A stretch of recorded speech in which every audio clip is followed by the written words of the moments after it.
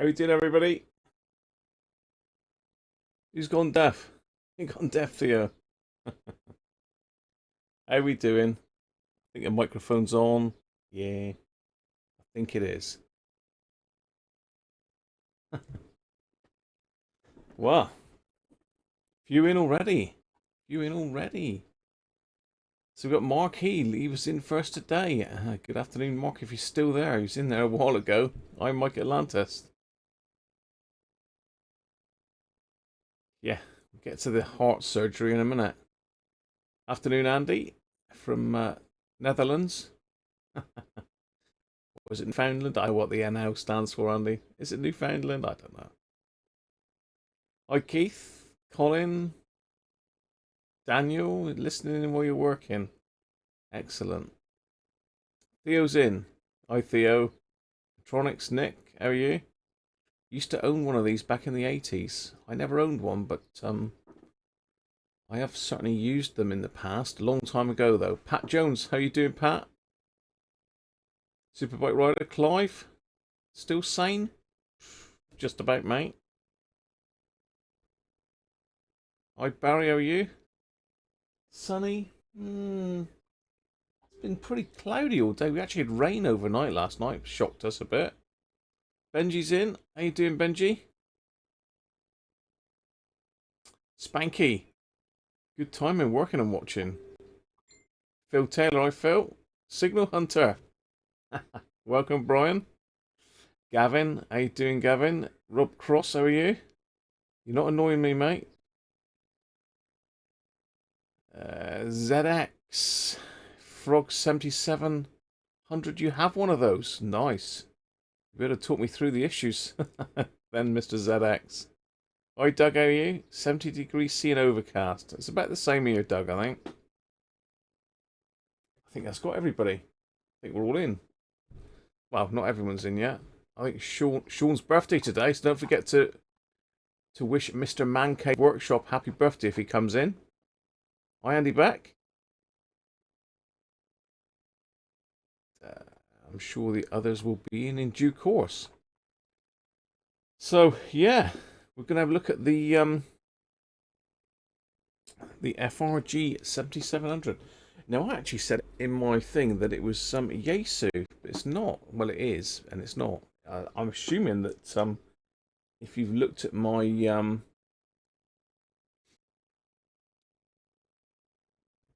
my slide today, that you might have noticed that.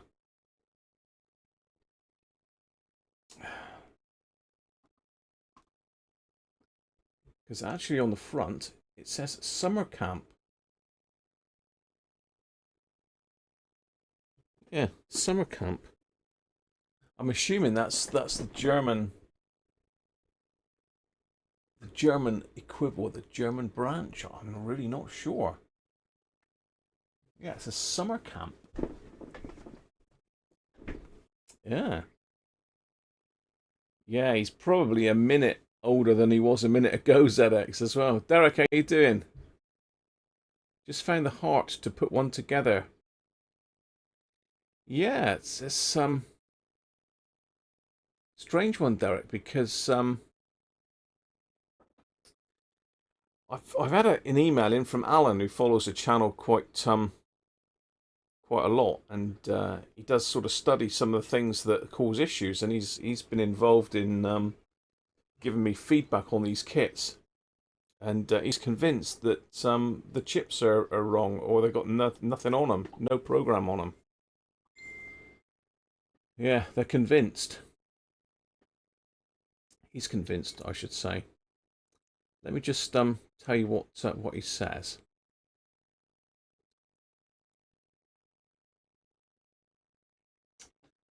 He said that he's watched the stream right the way through, and the two LED heart kits are duds. In a 50-50 world, one dud might be expected. Hence, acquiring two is always a good idea, but in this case, both your kits are duds. He's wondering whether you bought one for yourself, Derek, and assembled it. And if so, is yours any good? But looks like you're just in the middle of it. Hi, Paul. How you doing?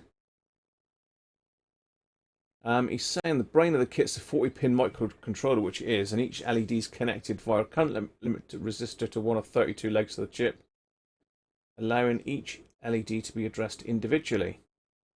It says if functioning correctly, a 2.5-minute light show should be displayed. These processors are available unprogrammed, and people are able to install them in a PC and run software which allows the chip to be programmed. Well, I haven't got a chip programmer, so I've got no hope there. But he's saying in the heart kit the chips should have been supplied with a program installed, and I appear to have 2 blank chips. So it's basically saying that that they're no good. Even if I've made it work by sort of hobbling stuff together, I'm really not sure. So he's given me a load of links here to stuff to look, and I just haven't had a chance to look through them yet, Alan. So I will catch up with those later. But he did then send me an update on that, I believe. Let's have a look. I'm sure I've just seen an email pop in from him actually. Yeah, just popped in. So Alan's assembled his kit, and he's also got a dud.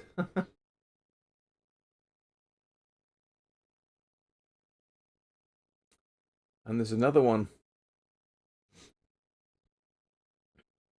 So he's going to order another kit and test it straight away. If it works fine, if it fails, it'll be a refund for him. But he has put a link to another YouTube video there, which someone confirming what the problem is. So we'll have to have a look at that one as well. So yeah, bit of a shame, but I did get it working. I mean, to be fair, the way it's going, if it's going to work like that all the time, it's okay. It's acceptable. It's doing it. It's just not doing the sequence that it should be. Hi, Dave Rhodes. Late check-in. Well, you're not that late, mate. What have you got, Derek? Have you got a dud one as well, Derek? Seems that they've sent them out, according to Alan there, they've sent them out unprogrammed. So it'd be interesting to catch up with some of them videos later. Anyway, getting on to this radio. This has been sent in by a fellow YouTuber, and I didn't mention it on Sunday because I hadn't made contact with him, so I didn't know whether he was happy for me to mention him or not. But he is quite happy to be mentioned, and he's in the chat here today. It's Brian, aka Signal Hunter. So if you're not a subscriber of Signal Hunter, then you need to be, really. So let's just have a quick look at his YouTube page. I'm sure a lot of you are subscribed to him. If you're into shortwave listening, then I'm sure you will be.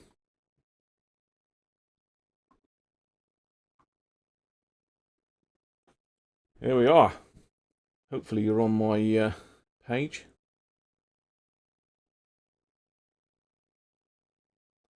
So there's his little icon. It's quite eye-catching, that one. You can't really miss that one. It's a good little icon, that is, Brian. So yeah, well done.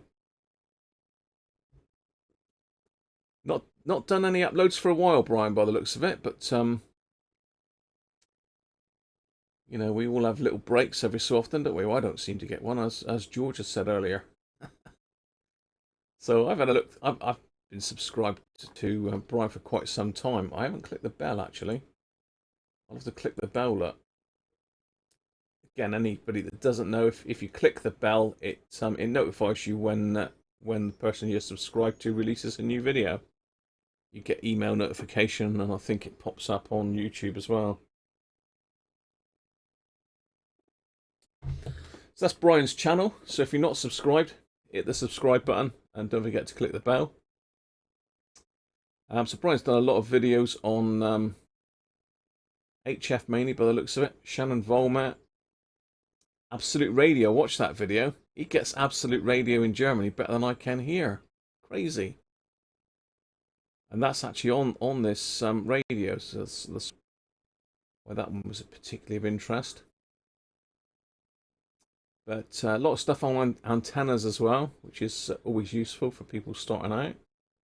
Shortwave tips for beginners. Reverend Sterler. Got some nice radios, Brian, as well. Elite Boys, Kenwood R600.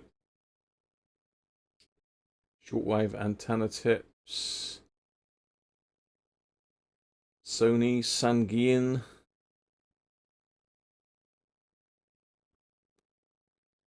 So yeah, some interesting videos there if you're not subscribed.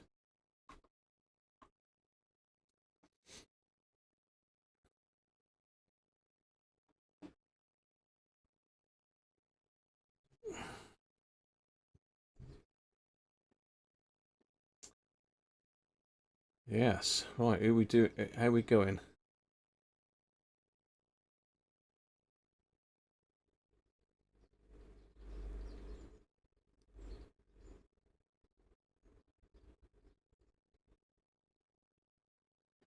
I take it you mean if you redo the module, Rob, it does not interfere with alignment. It shouldn't do, really. I've never really had to touch the alignment on a module when I've replaced the transistors. Arthur Hallicrafter's Kitchen and Audio Lab. Welcome, mate. You have this radio's grandfather, the FRG-7. You're looking for FRG-7700 videos, and I'm here. Perfect timing. Welcome, Arthur.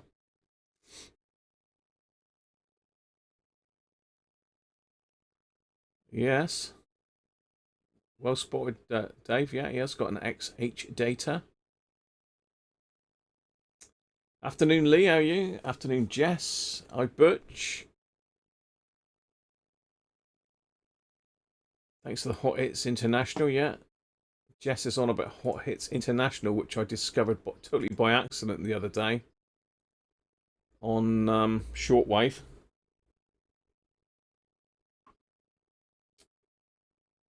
And it's actually on 6205. I wonder if this will pick it up. I've got this radio turned on because I'm hoping for some drifting action.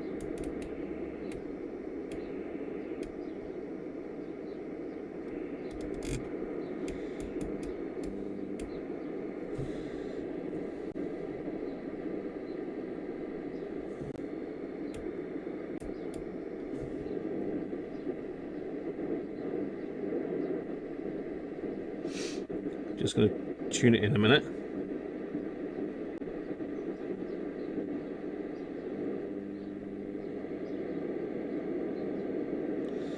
No, it's not.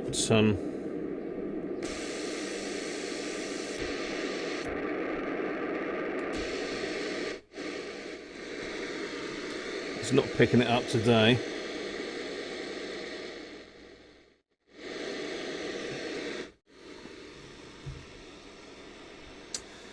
So yeah, it's on, I'm assuming I am on it, it's on 6205 shortwave.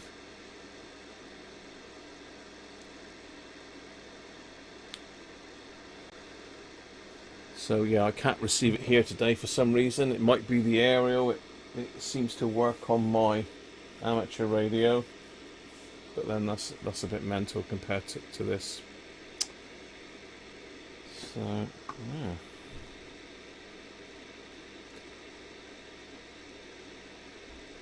Let's get back onto my chat so we can catch up with what's on.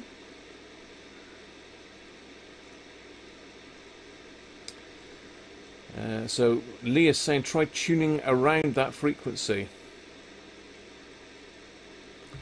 Yeah, it's better at night. Yeah, you could be right there. I think it does say in there that they do sometimes alter their frequency.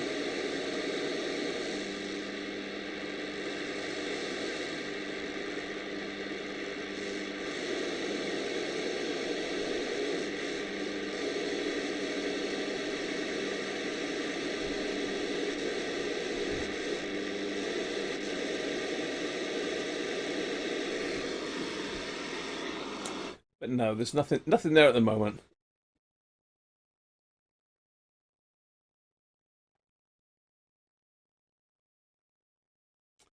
So I think the problem with the FRG-7700 is drifting, Birch. I've had it on for a little while now, but I haven't had it on as long as I'd have liked to, really. And Brian said it jumps off frequency after warming up. If you press a memory button, it returns to the correct frequency, but the memory module is disconnected. So yeah, I'm suspecting it's just a power supply issue, because I have done these before, and the power supply capacitors. I know it's another capacitor thing. Power supply caps do drift with age.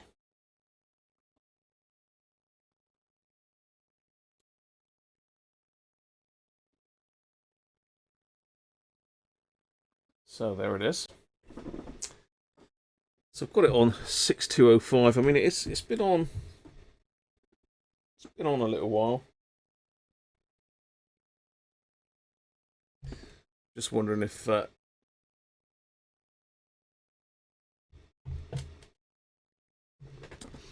hook another antenna up to it. Anybody got an active frequency that we can tune into this thing?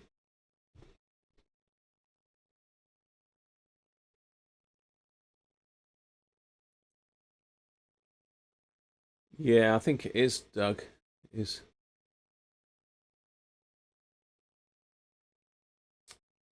Yeah, so anybody got an active frequency at the moment? My Yaesu's not got a speaker plugged in at the moment. It's got a speaker plugged in, but it's not connected to the actual speaker. So rather than pulling it away, yeah, I've got it on 6205 at the moment. So there's nothing there at all.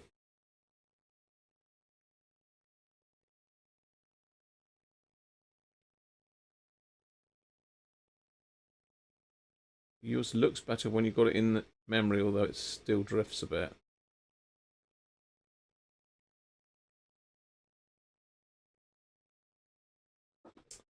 Yeah, I've got it on 6205. So I say it's been on for a fair while. Well, I say fair while. It's been on for about half an hour.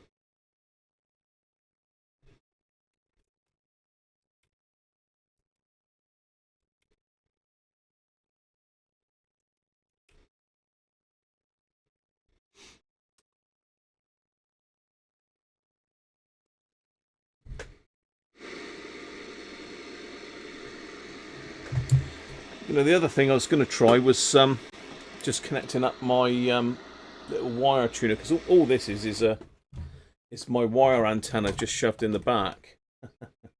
So if I put a patch lead on that and hook it up with this and an earth, it might perform better. Should we try that? It's got rubber feet on it, so I can sort of stand it on top. It's a bit dusty, mind you. See if I can find a patch lead a minute. There's one there.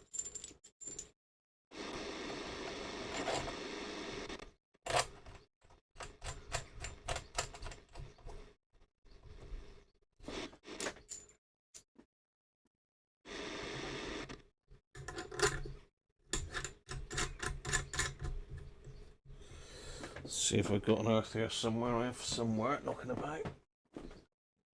Ground lead.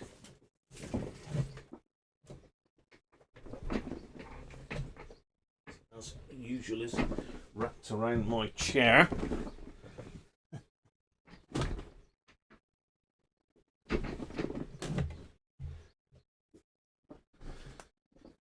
Actually, saying that I do have. That was actually connected into the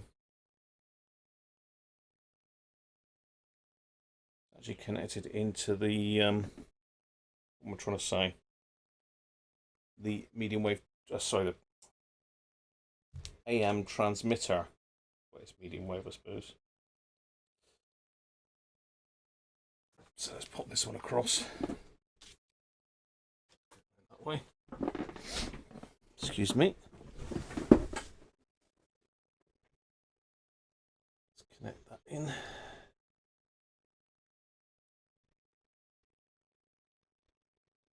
To ground.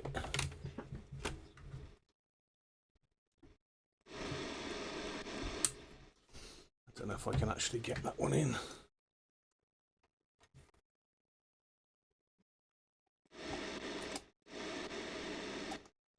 No, I'll have to whip the plug off of that one. Let's just whip the plug off a minute. Needs a new plug, this one, really.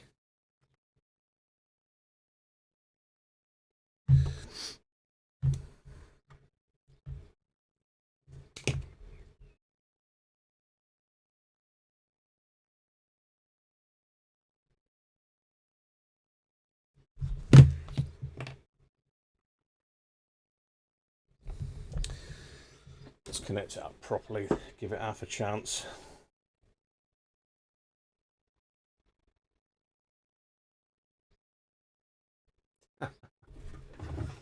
Let's see if I can get this in here. Quite thick wire, this. There we go.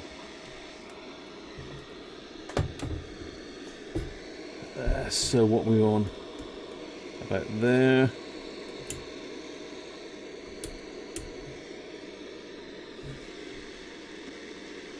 So you'll see as I'm tuning it, hopefully you can see the meter moving as I'm messing with the little antenna tuner.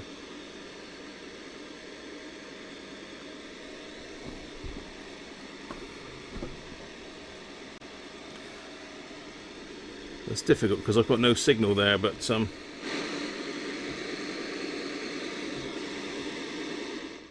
can see I can detune it.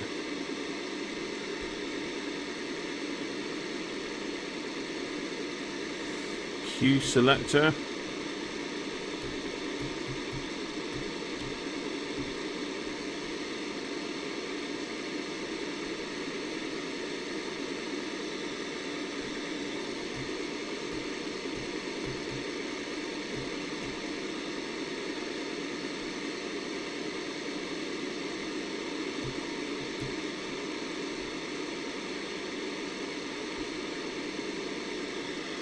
That's about as good as I can get it.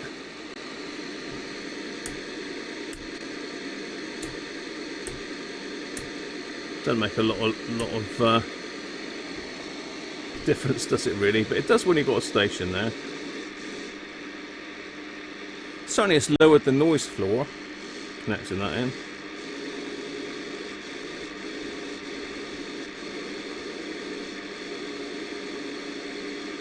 I'm trying to find a signal, really. It'd be nice.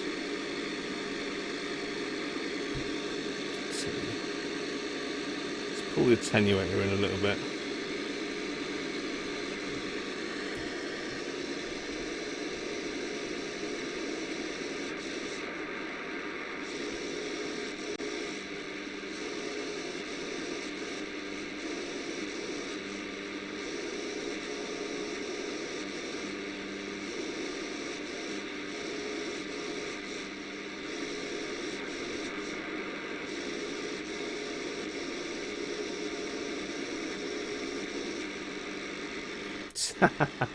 It's typical, I can't find any stations. David's saying try 9490.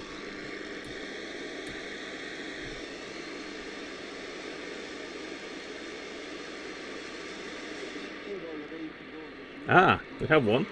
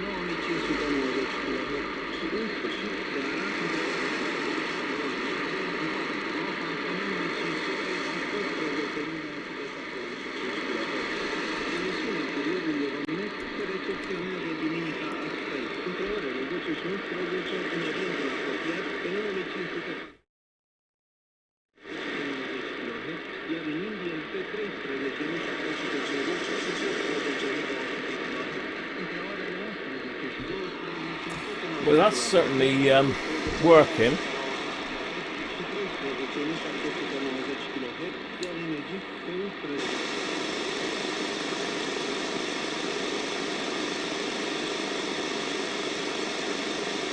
Did that just drop? Did that just drop 100 then? At 1 megahertz?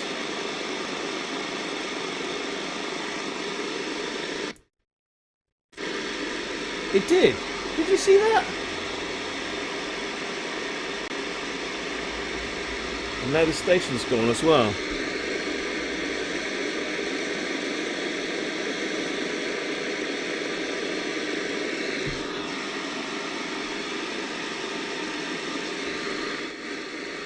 There you go. It did it live. It did it live.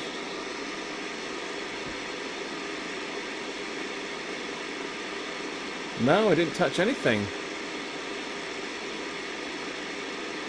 That signal hunter's just saying it should have jumped frequency by now. Demon inside. Afternoon, Andrew. How are you? So Derek's saying there's a strong signal on 7136, so let's try that one.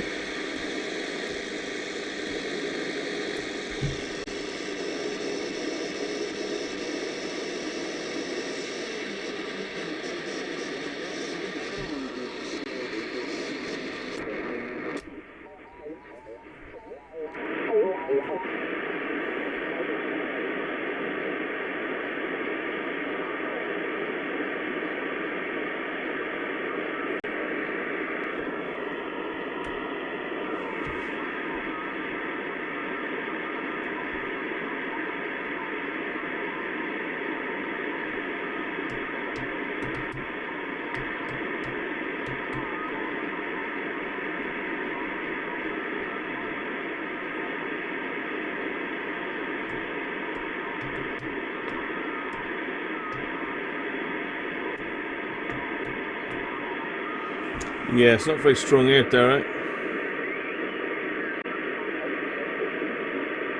I can hear it, but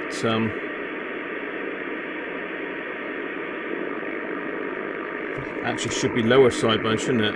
Let's try that.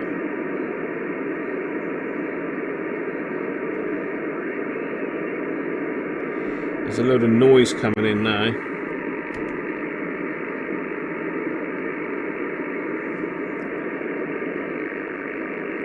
That's just jumped again, look. It's done it again.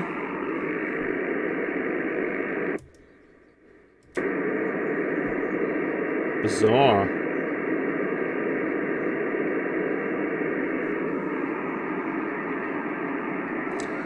Well, we've certainly proved that it's doing it. Hi Gary, how are you? It did jump again, yeah. It is weird.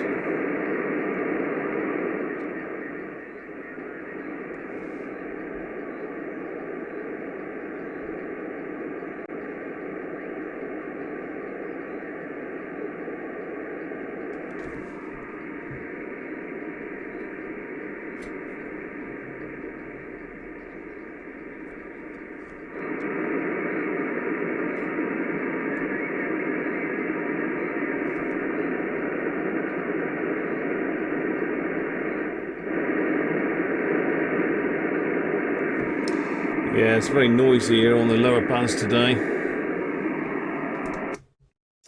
Well, we've seen the problem. Let's disconnect the power supply a minute and we'll pop in and have a look at the voltages in the power supply. See if I can find the manual for it. I have got the manual for it. Pardon me, in here. On the iPad, but that's no good for you, really, is it? Hi, Dave. How are you? Yeah, it could well be a PLL issue. I hope it's not, because the PLL is a pain in the neck in this one.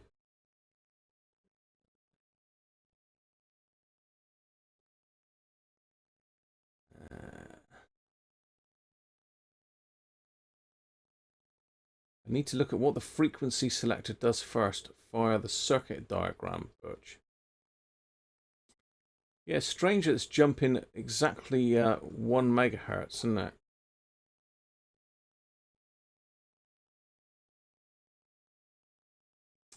I think it's tired caps, not in the radio, because they are pretty good in these.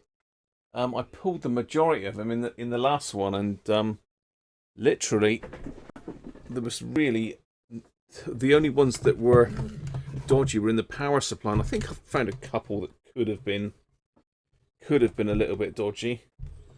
Now I'm trying to remember. I think the power supply is on the underneath of this one.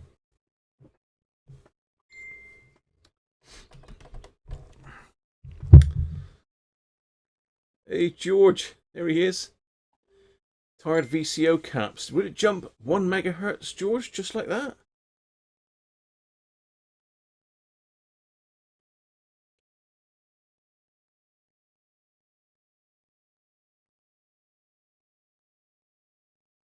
I've seen him drifting, but it looks like the PLO seems to go out of lock. I hope not.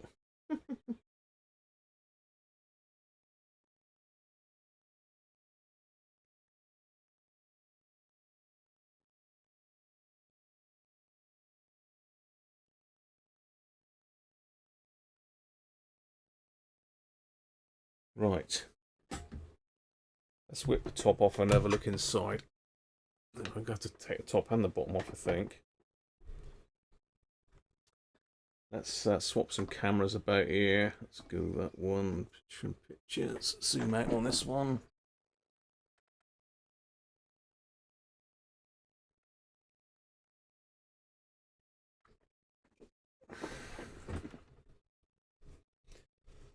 Pick a little pot out here somewhere for the screws.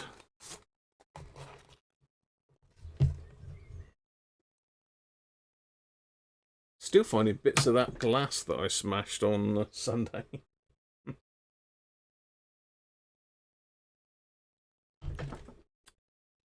Right, so where's my chat gone then?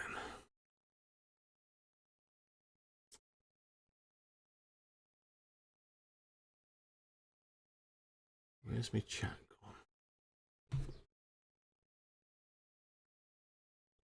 I'll tell you what, YouTube has been a pain in the neck recently. I don't know what's going on with them.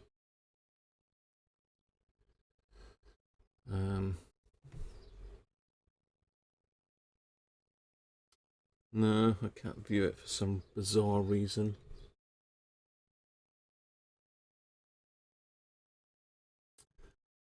Let's have a look. Create live. I think I'm already live. Oh no, I don't want.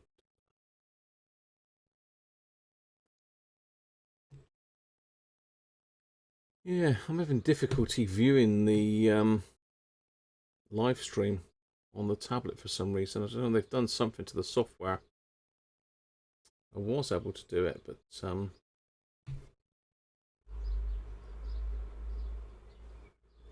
it's gone a bit mental recently.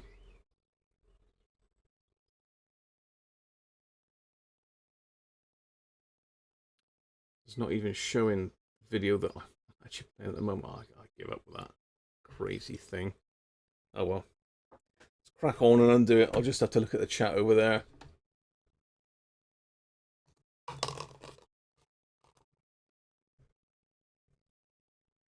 Hi Harvey, if you win the kits, can I send them to Benji? Benji wants to do the kits, does he? Or do you want to punish him? You're trying to punish him, Harvey.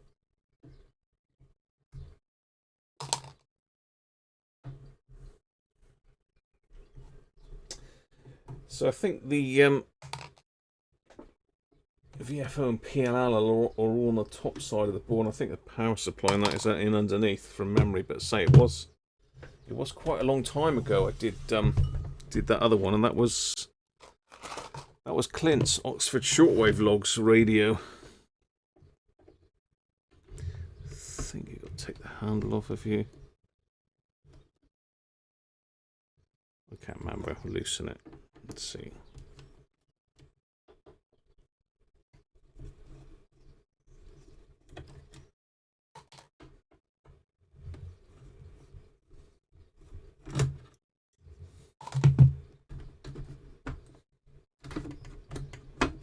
Yeah, it ought to come off.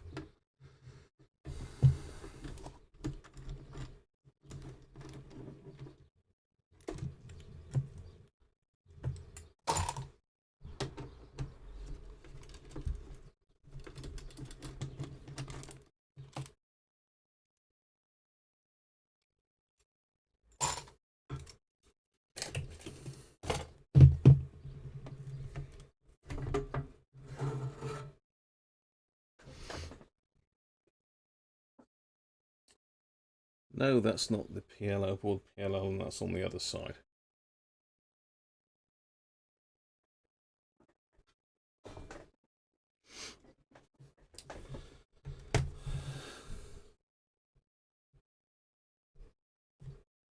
Certainly very warm in that area there. It's very warm all over. So we'll have a quick look in there. I've got the camera a bit bright there now, haven't I? Zoom you in a bit. Can have a nosy in there as well. Let me get me eyes on. I expect Brian's gone right through this, but 6 meters is wide open. Yeah, Dom said that earlier.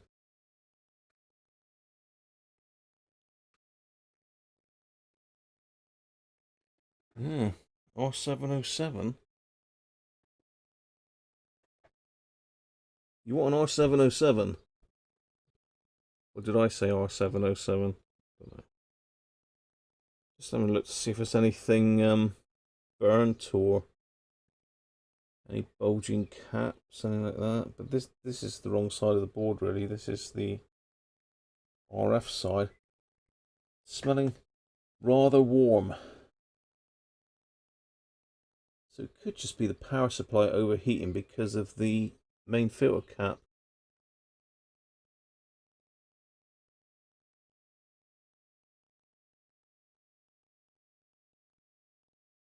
It does smell rather warm.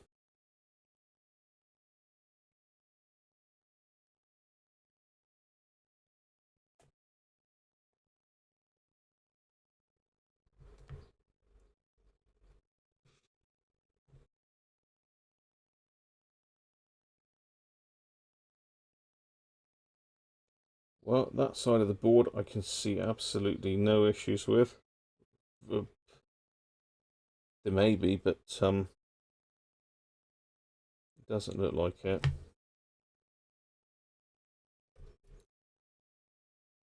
That's the display I see, I think, on the top there. Doesn't feel overly hot.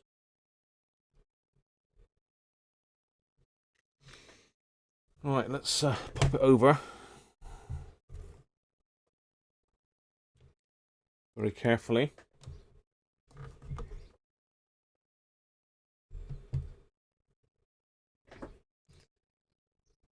Does that? I think that can stay on. Let's have a look where the issues are, because it's going to be on this side of the board, I would assume. I can remember having nightmares about this radio.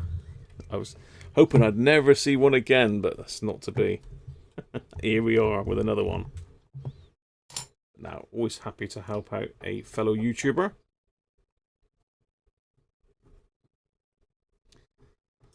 So if we can get it going, maybe Mr. Signal Hunter will do a follow-up video on it.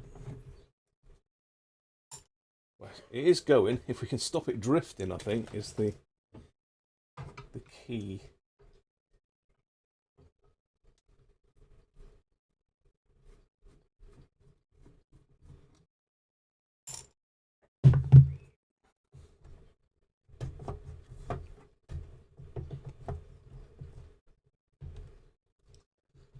Got a screw, still got a screw in here. It was a bit difficult.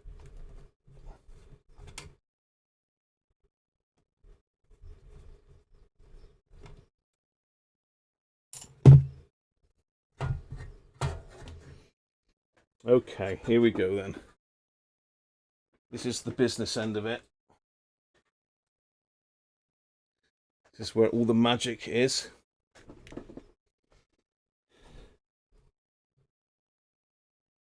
Yeah, that main filter cap's pretty hot.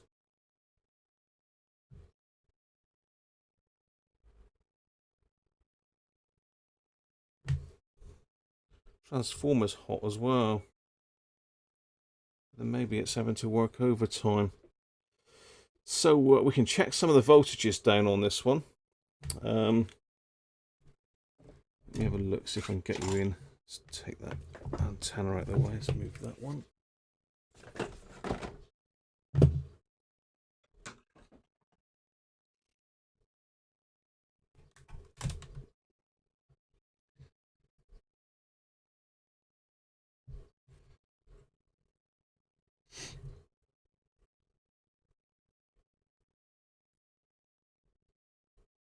Yeah, so Brian's disconnected the memory module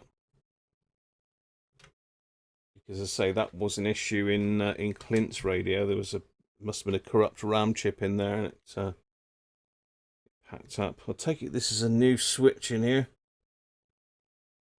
Doesn't look factory. I've actually got a dry joint on that one. Look, that's not going to help it.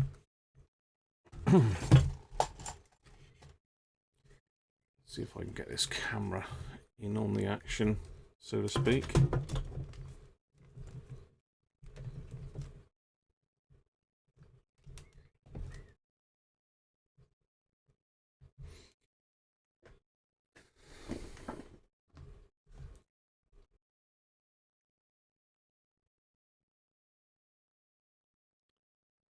Yeah, I don't think it's going to quite reach over that far.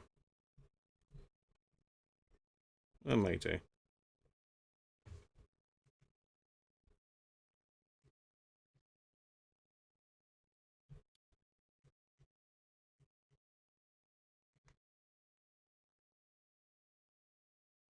It's focusing on the wrong place there, really.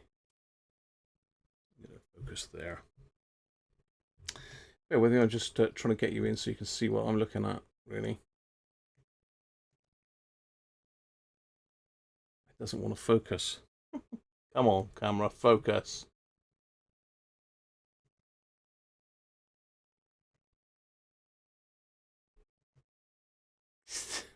No, come on. Focus. Nelly.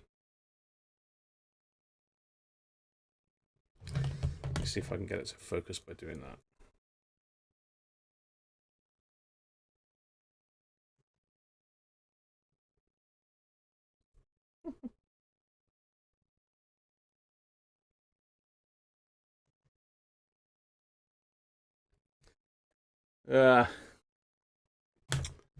Well, let's show you anyway. So this is the power switch that's been changed, but definitely got an issue there. We've got some poking, something to do some poking with. If you look at this wire here,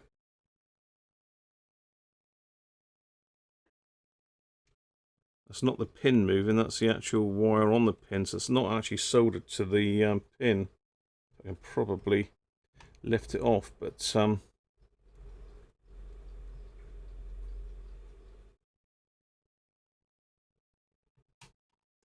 yeah, that's not soldered at all.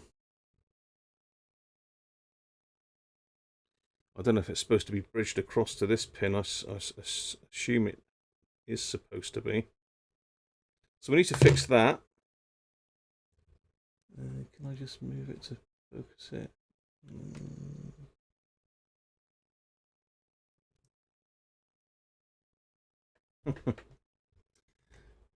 It's annoying when it won't focus.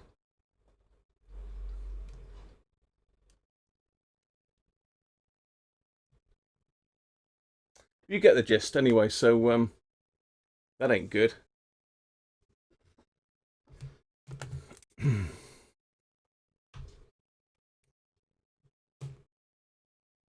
But yes, it's smelling really hot in here.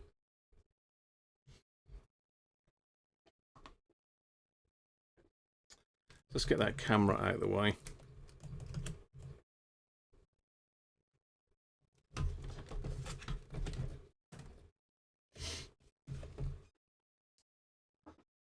So yeah, we've got to do that.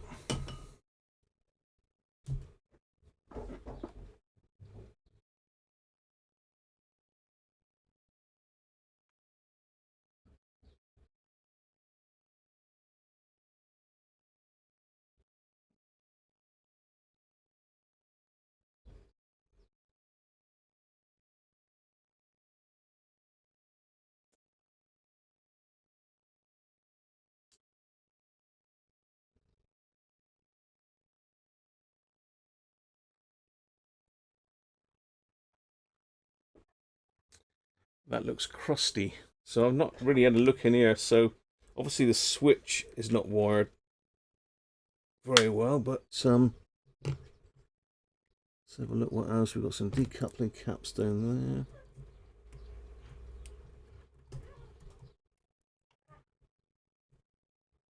These are all wired in correct.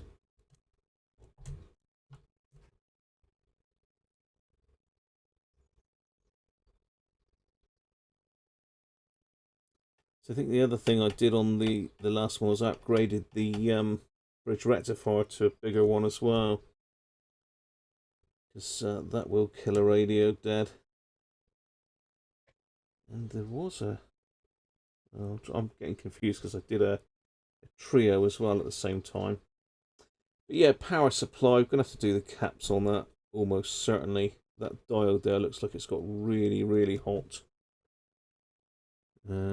As I say, there's no mains on this board. Yeah, I mean the bridge rectifier is not hot, but that filter cap was.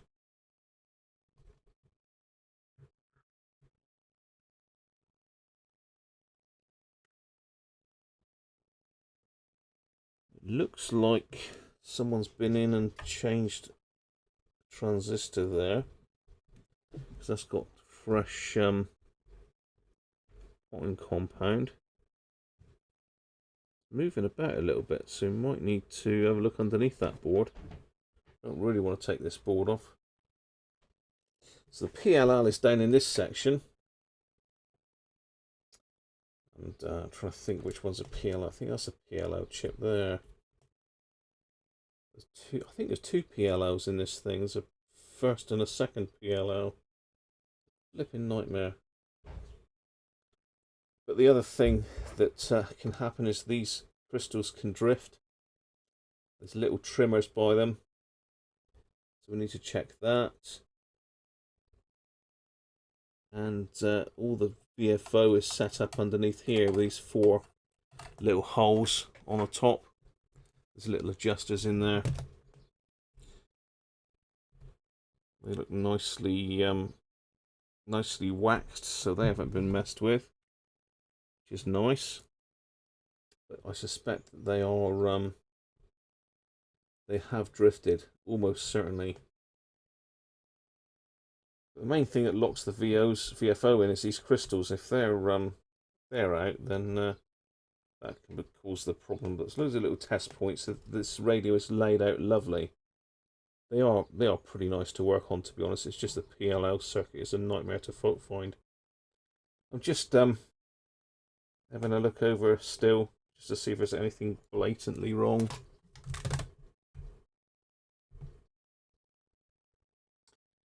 There's a whole row of diodes there that sort of display out, but I don't think the display's an issue. We've got something strange here. What's this all about? Going on there.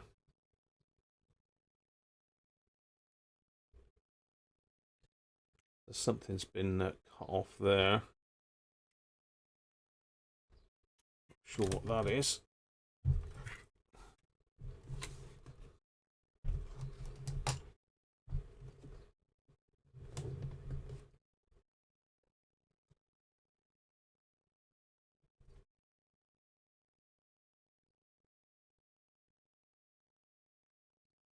And look where the other wire went.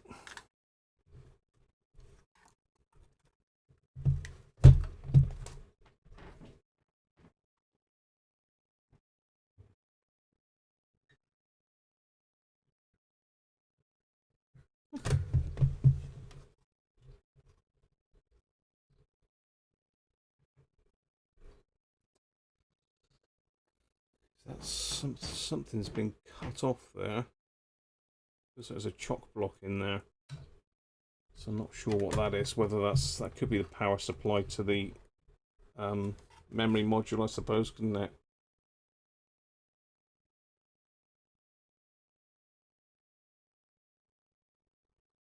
Yeah, it could well be the power supply to the memory module. Let's assume that that is what that is. It looks like it's connected with the memory module somehow. I think you see what it's just that one there. It's not an optical encoder, George. I have had these apart before. And the last one I did, it was really absolutely spotless, but I still took it apart. And it was one of them nightmare jobs. I think I did actually have to take this whole board out to do that. Right, so let's get this one sorted out. Let's get the wibbly wobbly sorted.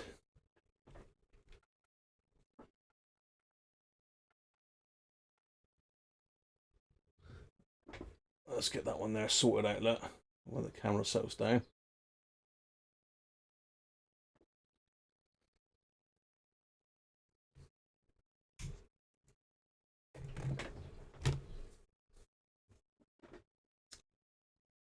What else we've got in? Stick a kilowatt up it.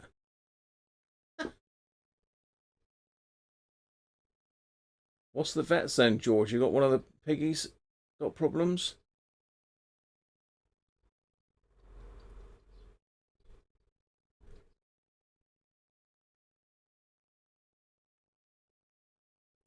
Hi, Dom, how are you? Just got back in from playing radio. What have you missed? Not a lot, mate. We're just having a quick look at the moment, just to see if there's anything blatantly obvious. I've found a loose connection on the wire.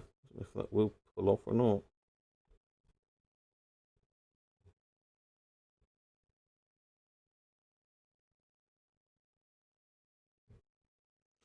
So we need to bridge it across to that one as well, by the looks of it.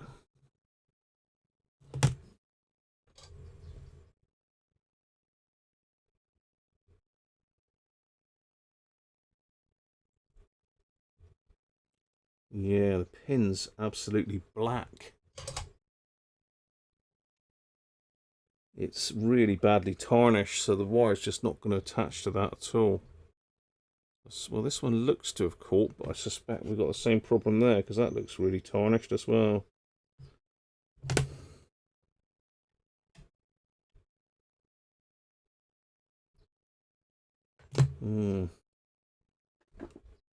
Yeah, it's not the original power supply button.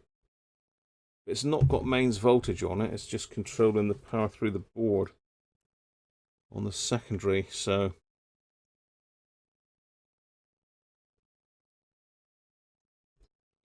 just wondering whether it's going to be worth just pulling that completely out, that switch. I can do it in situ, I think. So somehow we're going to have to clean those pins up. I mean, you can see there that they are pretty dirty. There's no way solder's going to hold to that.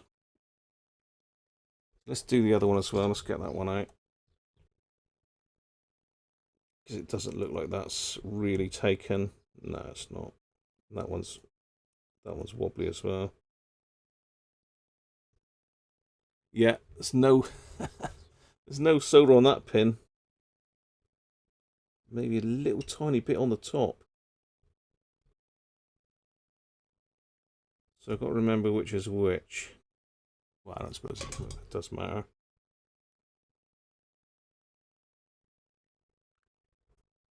So that's the front one, that's the back one.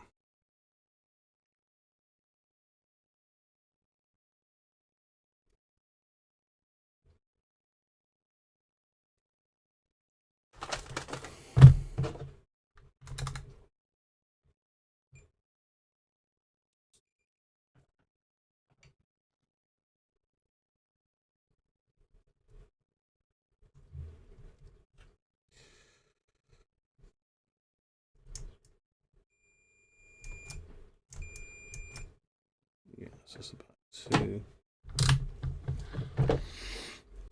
Right, I'm gonna need to get fairly aggressive with that. I've got here.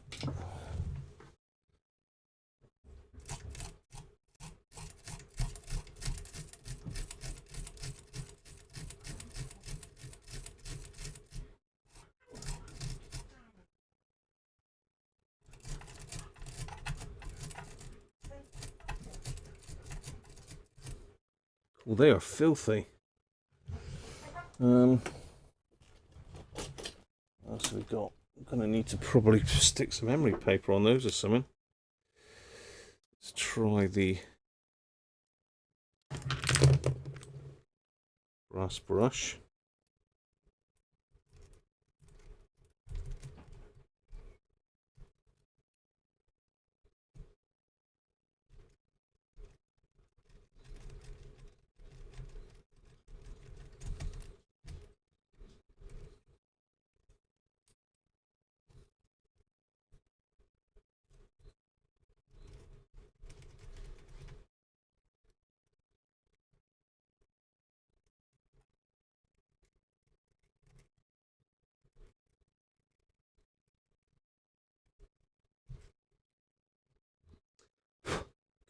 Oh no, they're still filthy.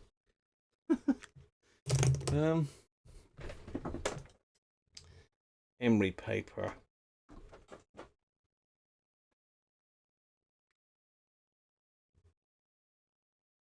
Desolder, clean and rewire. Yeah. I don't know whether that's a delay, Benji, or whether you've been out cooking.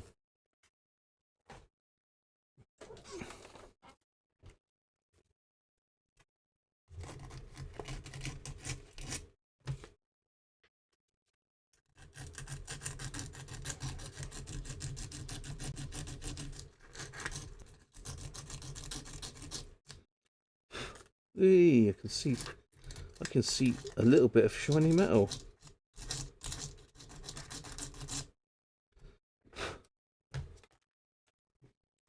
To be honest, it's going to be easier, I think, if I can pull that out. Saying that, I've got to take the front panel off to get that off. Sorry. Oh well, I'll carry on as I am. I'm going to take the front panel off at this stage. I'm sure it will have to come off at some stage, but not at the moment.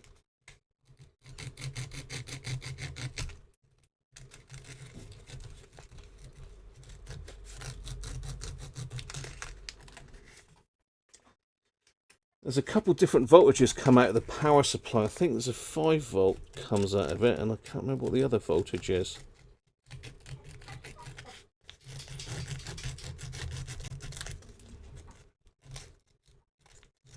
So if anyone's got the circuit diagram up there, then have a look.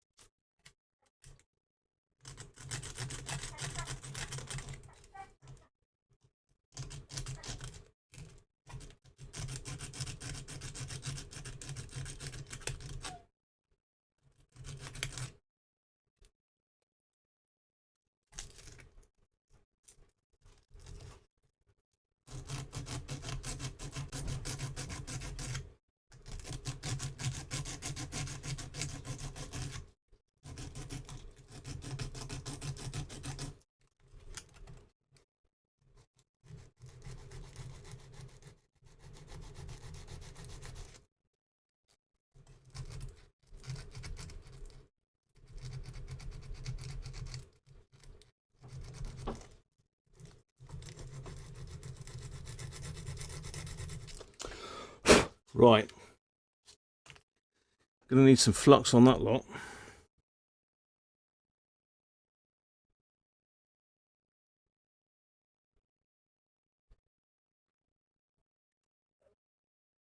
See if I can tin that. Let's turn the iron up a bit.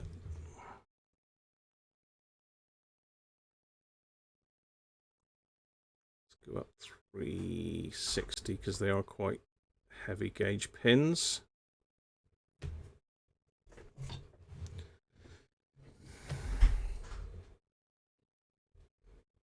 Still see what I'm doing, can't you? Yeah, just about. So I can't really get you in much better. 13.5 and 11 volts from the power supply. Cheers, cheers, Butch.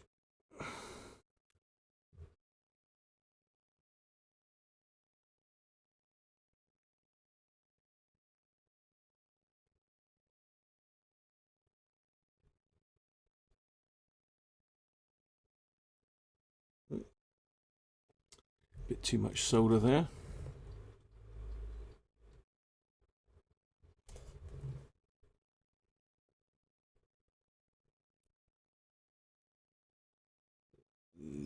pins are taking solder now. There we go. Right. Sort the wire out. Let's get these things off my head. It's too hot. Whew. Cheers, everybody. Water.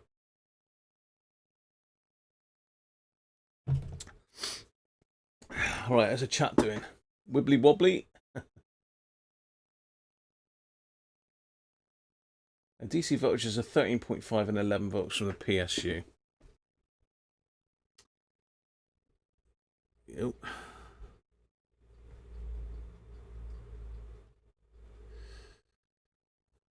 Let's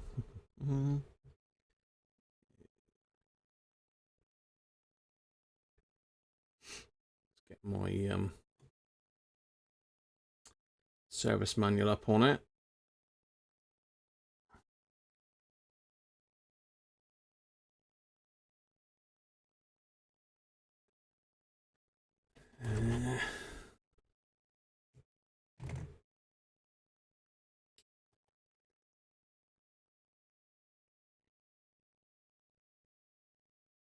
Got a really good copy of service manual. And also there's an excellent diagram, there's an excellent guide to the FRG-7700 online. Guy's done a great job. Obviously a bit of an expert in them. Trying to get the schematic up now.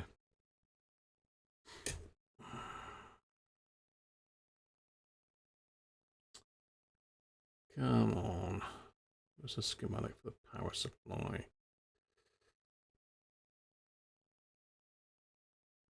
Parts layout, PLO unit, PFO.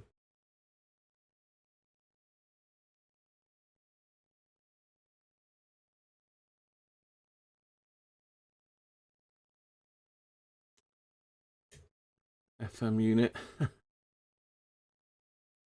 Power supply parts layout.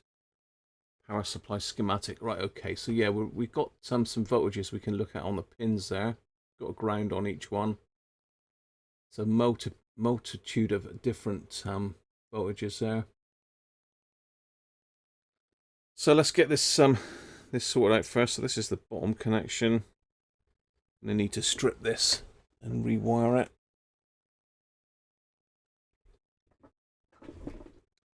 Whew.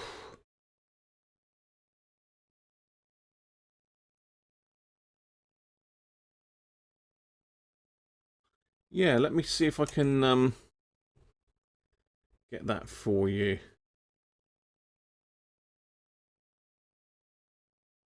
It's the Yaesu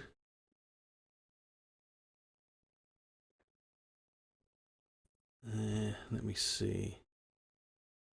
It's a cracking document, really, really good. And I used it a hell of a lot.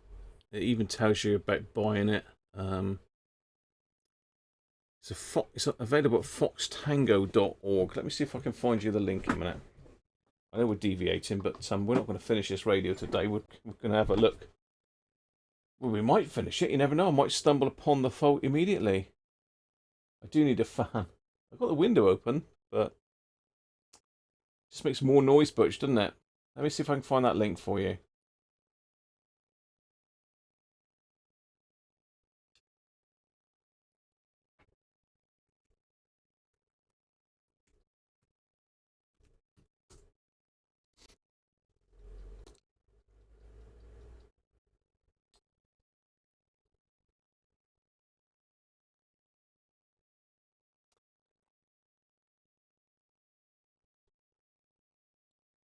So if I pop the link in there.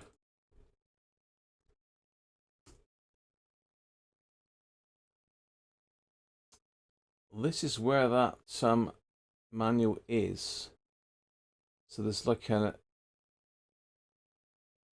FT-7700 survival manual in here somewhere.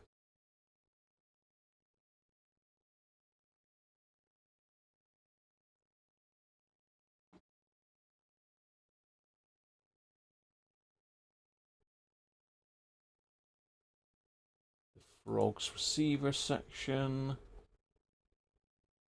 FRG-7700. Yeah, that's a picture of it. That's what we want, a picture. Here we go. This is an absolutely outstanding bit of work. The guy that's done this.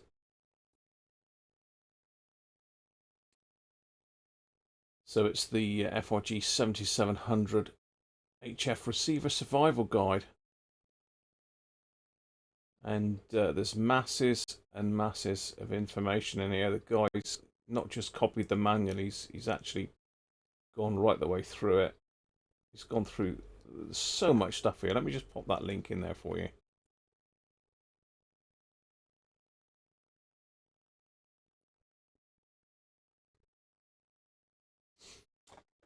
So yeah, it's everything that you need really to work on this is in this document. Even the schematics are in here.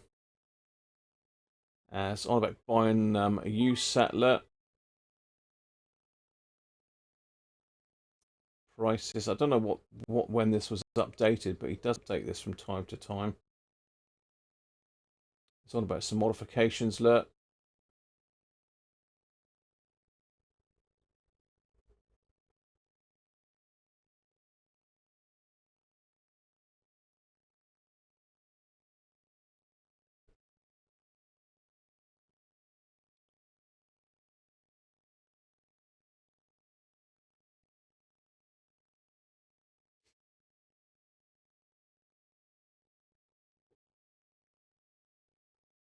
Clean the settings on outside switches and relays potentials. Only use deoxit for this under no circumstances. A40, I assume that means WD-40.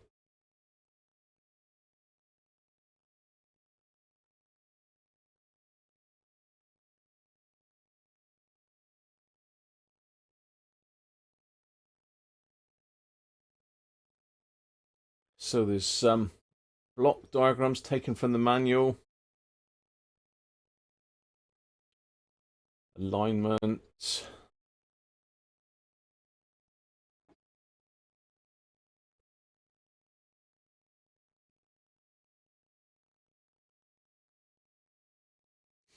So he's got problems that he's had. Look. Said the transformer rectifier bridge and the condenser 6800 are always on.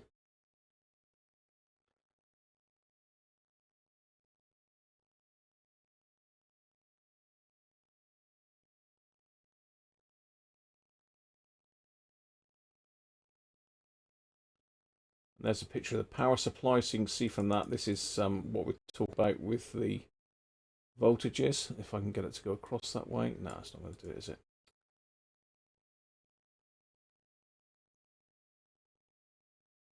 So you can see there's 13.5 is 11 volts. There's earth, and I can't remember, can't quite see what that says. BU 13.5, not really sure what that is. So basically it's saying that if you've got the receiver plugged in, regardless of whether it's switched on or not, that power supply is continually powered. So basically unplug it from the mains every time you use it.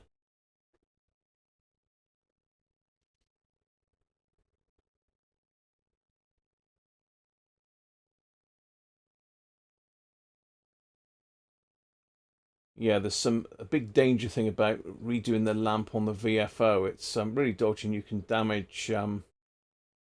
damage something quite easily, I believe.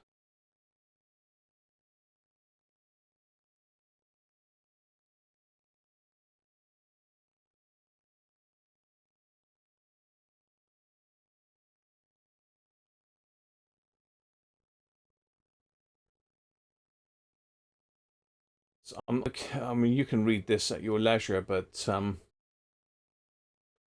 even tells you about how to date your settler, the accessories. So it's a really complex, well, concise bit of information. I mean, the circuit diagrams are really good as well, really good copies. So it looks like someone's modified the power unit there. Look, put an LM317 regulator in it. So you've rebuilt one. Interesting stuff. So there you go. It may well tell me what the fault is in that manual. I've printed it out, so I've got a hard copy of that. There you are. Hopefully that's helped out. Birch, you can't see it. Oh, so I thought you were on it.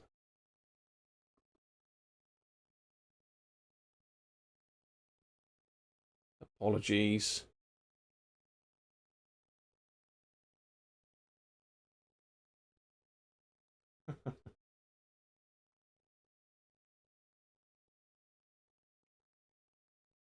Did I not have that on just now?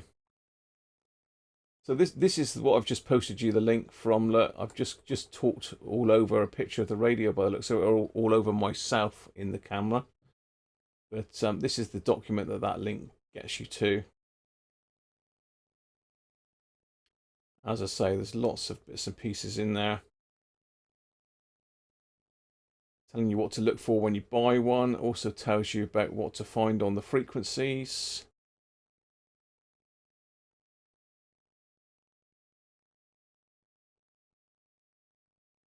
Some of the modifications that have been done to them in the past, some of the problems.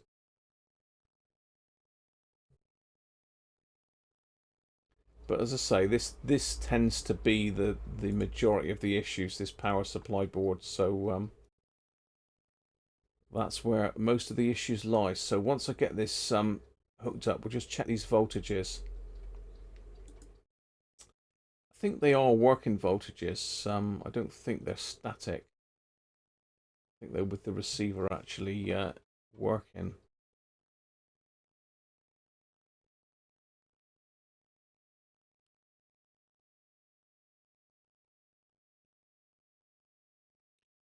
So power supply, bridge rectifier, bad switch contacts and connectors.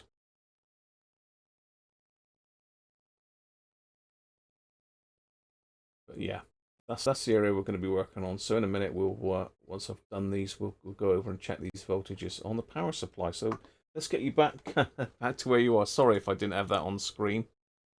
You've sent the original user manual to me. Thank you, Paul.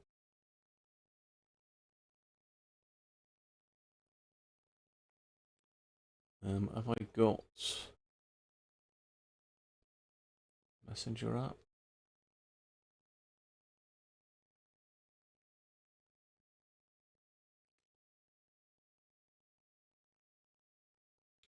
That's the user manual, Paul, is it? Was that?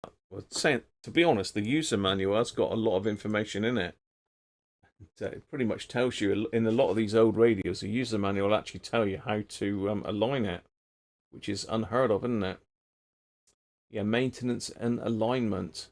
So thanks for that, Paul. I will save that.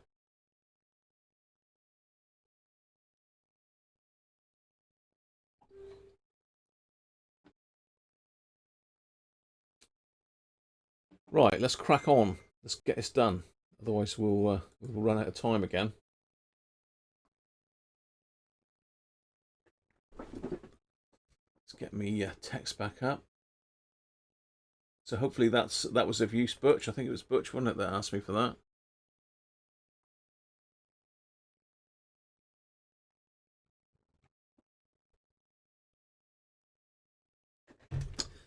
So yeah, certainly if you've got one of these sets, then that's good advice, is to make sure it's switched off at the mains.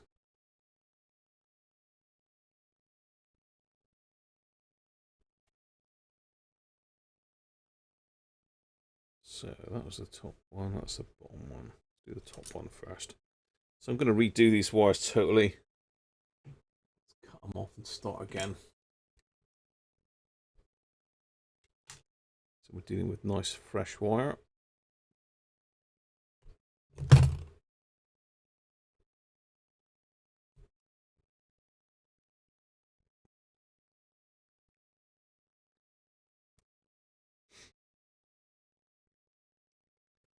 Let's tin that as well. Put a squirt of flux on it because these are old wires, so they may have a little bit of tarnish in them.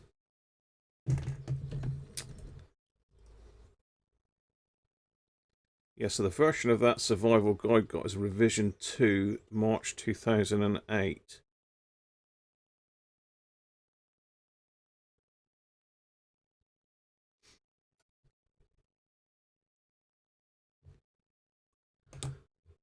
So I'll have to have a look, see what that latest revision is, see if it's the same one. But the guys put a hell of a lot of work into that, so so much so that if he had a donations page, I would be tempted to make a donation there, because that's really useful info.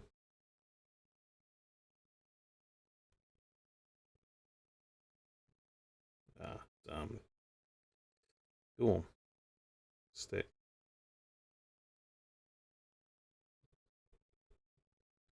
That's one. Let's do the other one.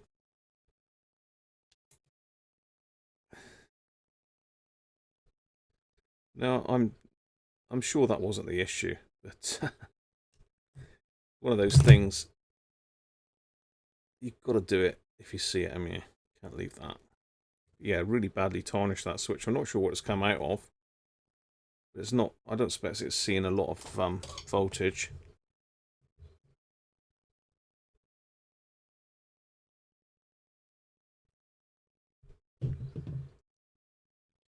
Just going to tack these and then I'm going to go over them again.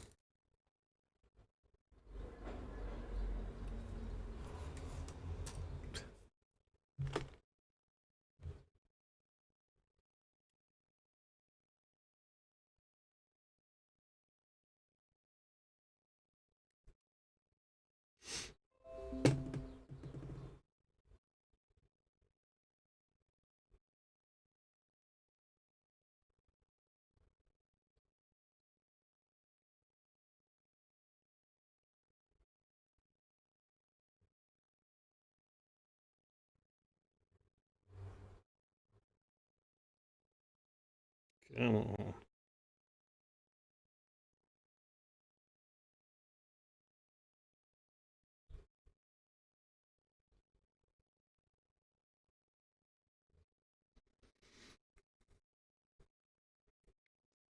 They are on there pretty good, actually. Let me just have a look with this.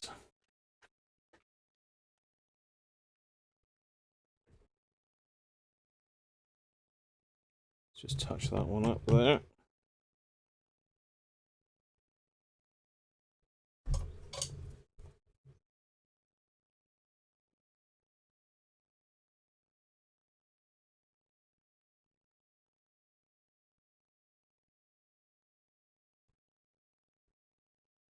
Yep, good. Right, so that's sorted.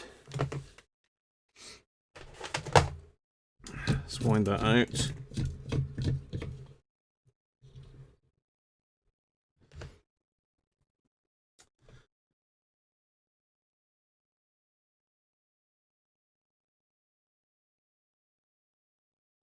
Right, let's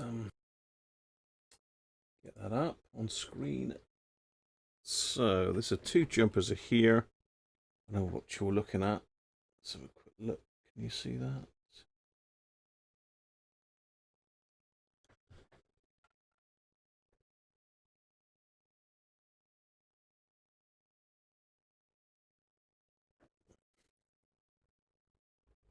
You gonna focus? Stop camera. I've got the mount. What have I got the mount? I've got the mount slackened off a little bit, so that's it. It does move around a little bit. Let's just pop that in manual focus a minute.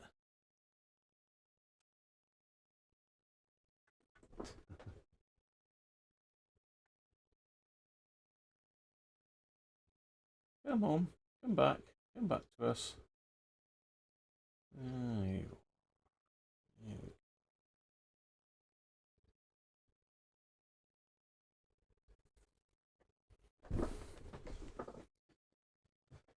So let's see if we can get the multimeter in shot as well. We'll have a look at these voltages. Clear all my rubbish.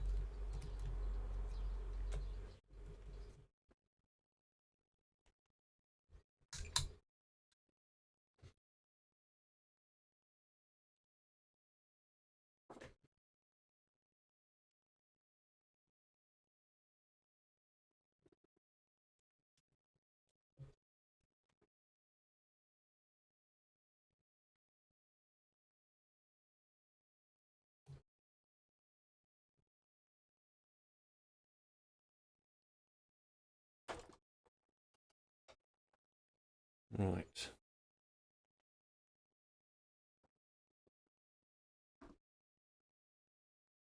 There we go. Okay, so let's get it plugged in again. Obviously it's going to be some mains voltage floating around in here. And there is actually mains on that board going into the bridge rectifier, so we need to be well away from that.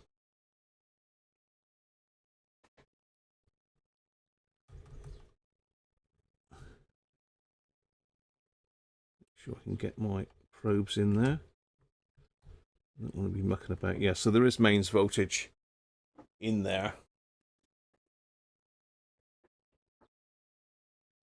I'm just going to get the schematic up in front of me on the iPad, so that'll help me.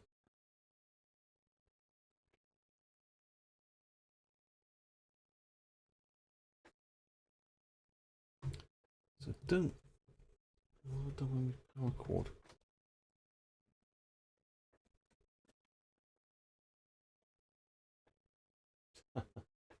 This cable's not long enough.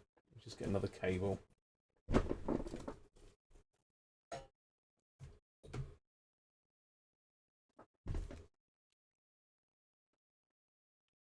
Yeah, my kettle lead's not long enough.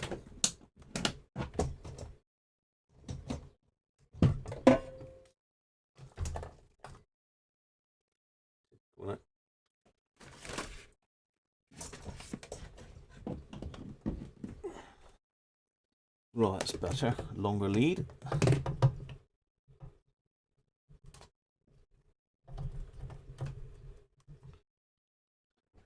Right, fire in the hole.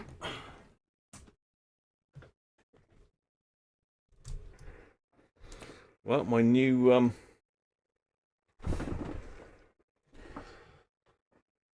my newly soldered lead works very well. So let's check J03 first. So that should be 11 volts. I'm assuming that the black one is negative.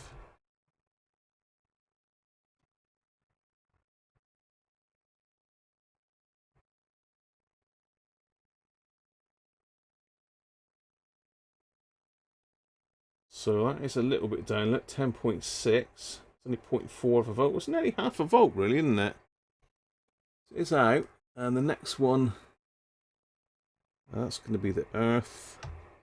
So this next voltage should be 11 volts.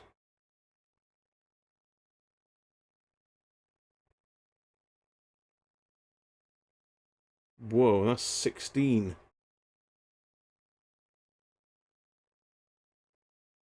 Actually, no. No, that should be 13.5. It's 16.3. So you can see the voltage is right up. Then we should have 11. So again, we're 0.4 of a volt missing there. 10.63. And the last one should be 13.5 again. And that's 16.3. So there you go. That's going to be the majority of our issues in the power supply. So I'm disconnected there. Let's just pop that off of the wall.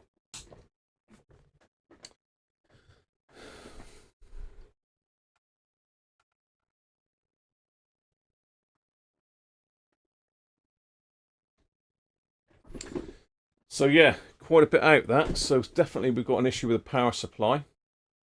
So how are we doing? 5 o'clock. Yeah, we've got time to do the power supply recap and change the bridge rectify that water strong stuff. Sean, birthday boy, happy birthday. Hi, well, you see, how you doing? Why am I shouting? Why am I shouting? Graham, stop shouting.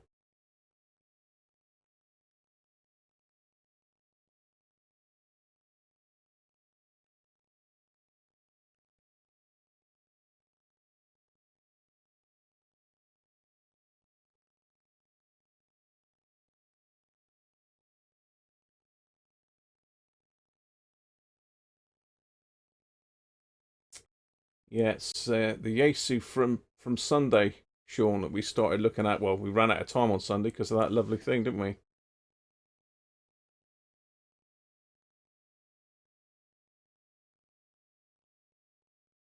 You run it on batteries whenever possible. You think I need the goat, Derek? Do you?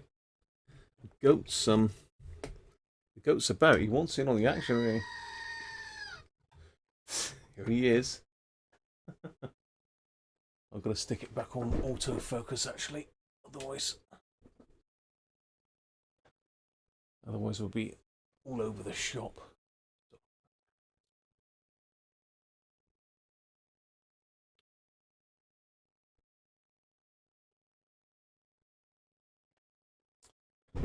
So there you go. We know that we've got an issue with the power supply, so that's what we're going to have to get out first. Now, somewhere here I have got some bigger bridge rectifiers. The tricky bit is obviously the big power cap down here, so let me take some photos of where all the wires go, etc.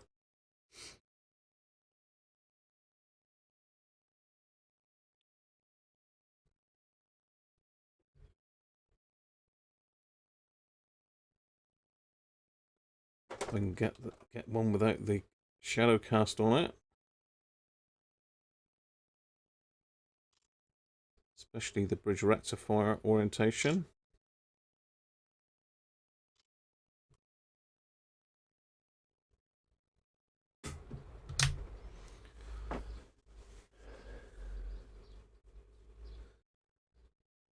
Yeah, they run better on batteries. You can actually do a mod on these. They were available with a DC it was an add-on actually, a DC jack, and you'll see on the back here that there is a hole there that's marked DC, and there's a jack plug went in there, and you plugged it into the jack plug on the board in there, which we'll see in a minute because we've got to take this out.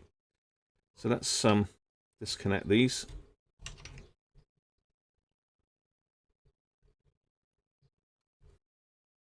See if I can get you in with the overhead camera so you can have a look what I'm up to. It's upside down.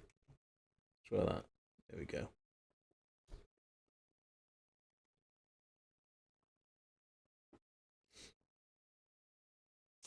So there's the power supply board. So you can see this large cap here. That's the main filter cap. And say you've only got 1, 2, 3, 4 other caps on the board, and the bridge rectifier's over here. This little square thing. But I think it's quite heavy duty, but it is a common failure point. So I'm just going to put a beefier one in there. That's all. So we've got all these other wires to desolder.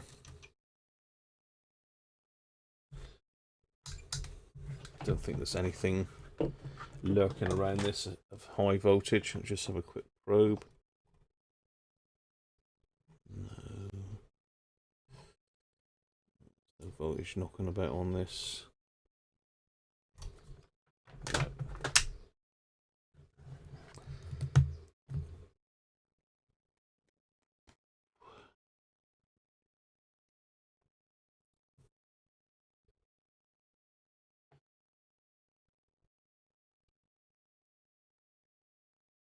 Do we want to undo those wire wrap ones? We'll see if I can pull it out without undoing those wire wraps. The wire wraps look nice, and I'm not going to rewire wrap them. Rewire wrap them.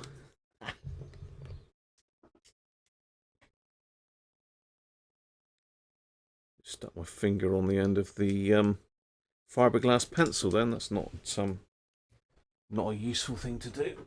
Excuse me. I'll just stick these back in the way. Out of the way. We haven't had a lot of goat action recently, have we? I must be getting much better, or I'm forgetting to use the poor old goat. Saving his batteries, maybe. Right. So there's 4 screws hold the power supply in, and 4 washers. If you've got one of these and it's working, it's still a good idea probably to do this power supply. 2 washers on there actually. There's that one's a bit tight. It looks like the washer's captive on the screw anyway. Yeah, there's a spring washer and then a flat washer.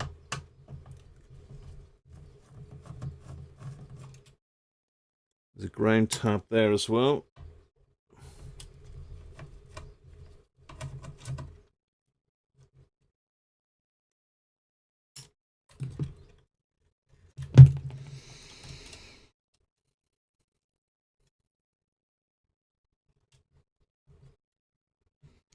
Yeah, so I should be able to work on that. I should be able to work on that easily enough.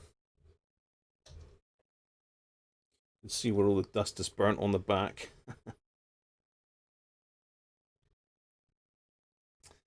So we want a 6800 cap, 6800 microfarads at 25 volts. Let's just move the camera around a bit that way.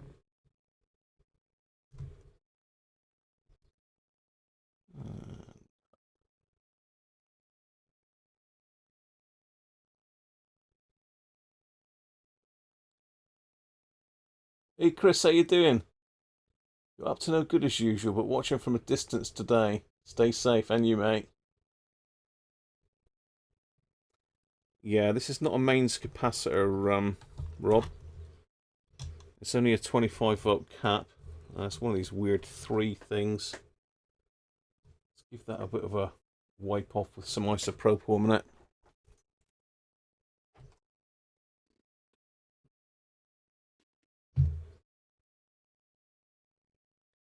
Let's check the other camera in picture.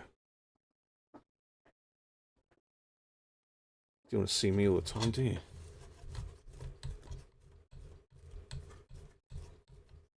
So one of those pins is just a support.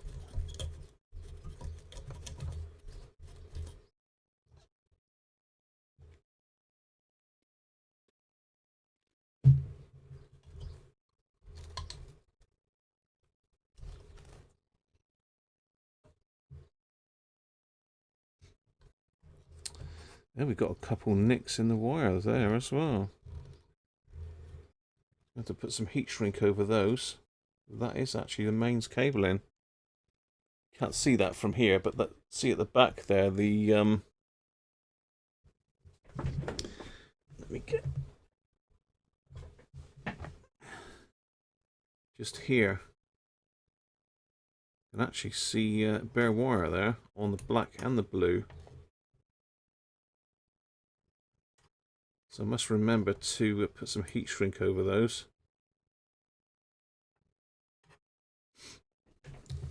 Right, let's fire the desoldering tool up.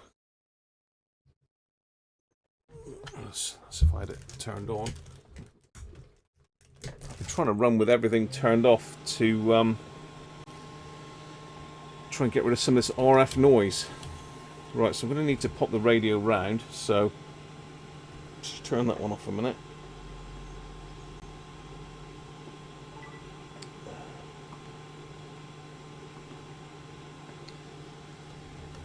pop the radio round so as I can work on it from this angle.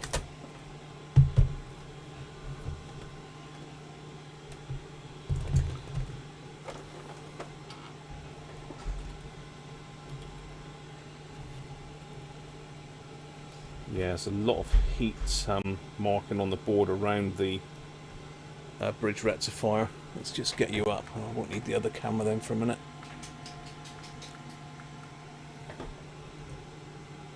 So there's our board. A bit easier to see now, it's this way round. So this is the negative, that's a positive. So 6800. Let's have a look and see if I've got one of them, because what I did when I worked on this originally, I did sort of get two of everything just in case I got one in again. It's always good practice. So it's 6800 at 25 volts. I've got a 68 at 35 volts, which is a Nichicon, but I'd rather have 105 degrees. So I've got these jack-on ones. Not the best make of capacitor in the world, but these are pretty good. And they're higher rated, so I'm going to go with the jack-on, I think, and that's what we got here. What's that? Oh, there we go. No, we'll go with the Nichicon then. 105 degree rated, that's better. Jack-on lives another day.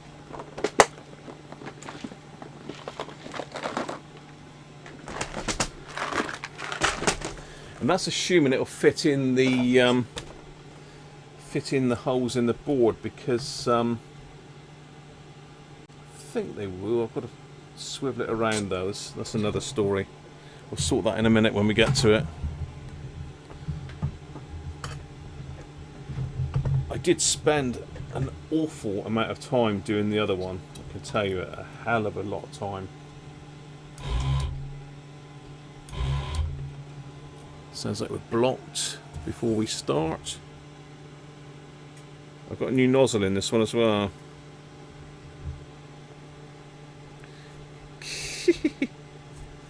Yeah, we're blocked before we start.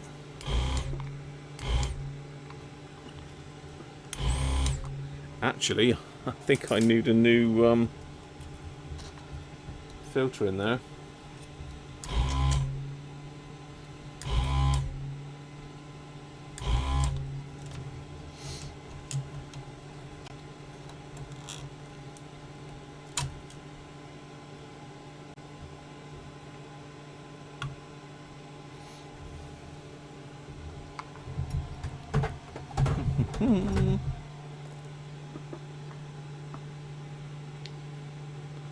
Spectre, how you doing? Jack-on. Jack-on, yeah. No, we're not doing Jack-on. We're going with Nichicon now. The Jack-on gets to live another day. Will it focus on that? No, will it? How? Ooh, camera. Focus. Focus. There you go. I'd rather put a 105 degree cap in it than an 80, because it does get quite hot. Well, this one's only an 85. It's Elna. These are pretty good normally, but we'll see what that one's like in a minute. Now the issue that you've got with these is they don't fit, but there are two holes made specifically for this type of cap that they haven't used. Gotta make sure I get that the right way round. So can you see there's two holes that haven't they've just got solder in them. So just gotta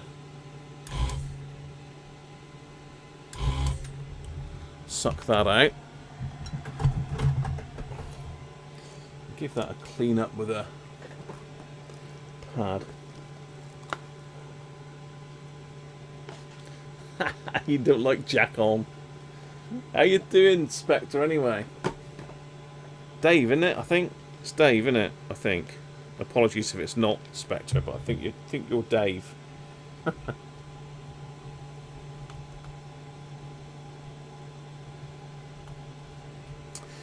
So this is what they call a snapping cap. It's got these funny hook-shaped legs on them. And the idea is that you push them in and just twist them a little bit, and they make a better contact. But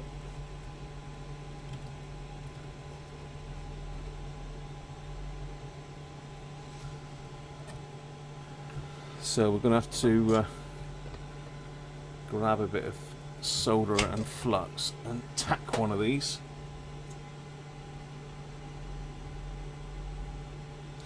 So certainly the over voltage is going to affect the whole circuit really. It's going to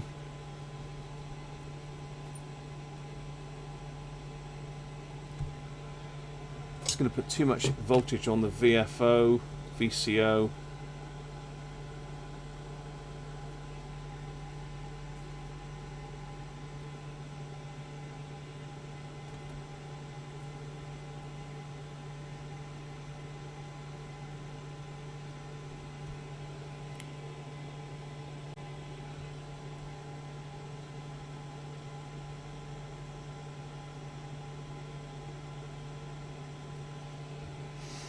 There we are.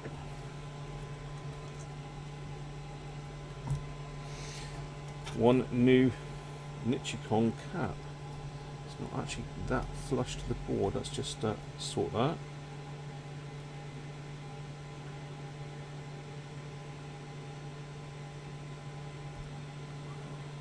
Ooh, it's getting hot on my fingers though.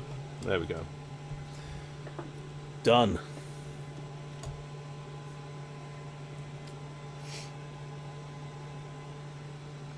Let's have a little look at that one on the ESR meter then. So let's have your bets.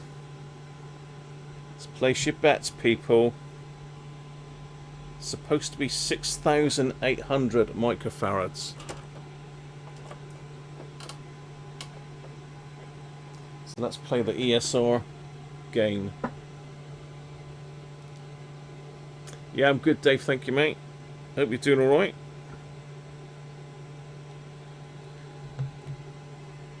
So 6,800. Place your bets.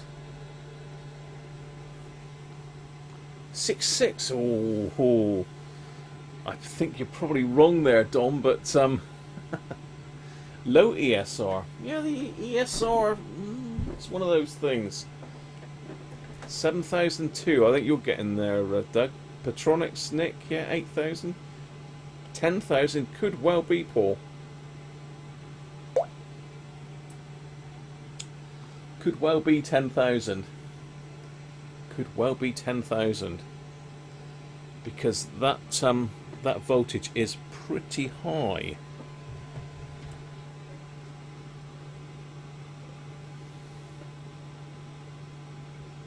$6,666, nearly the number of the beast there, Phil.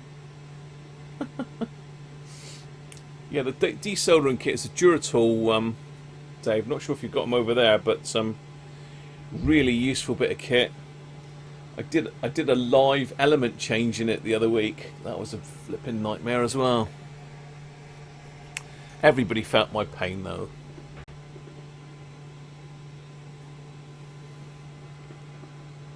Are you all done on the guess the capacitor value?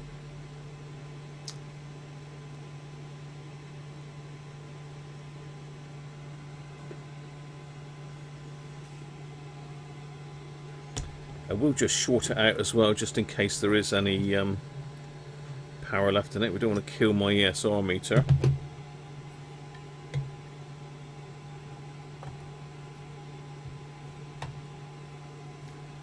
It goes then.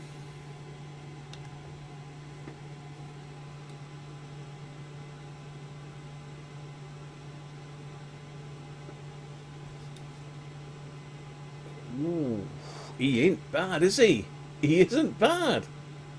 6.9. Who's closest there then? 6.6 driver.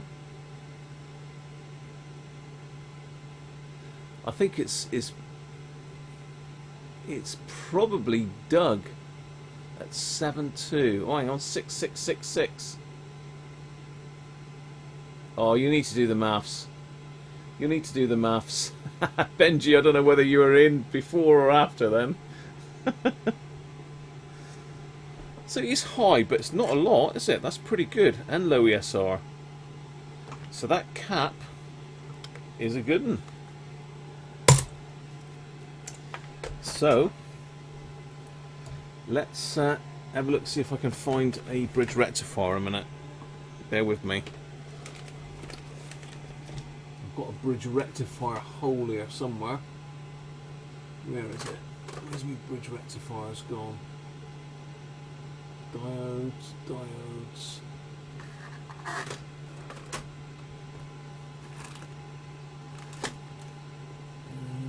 Here we go, bridge rectifier. There it is.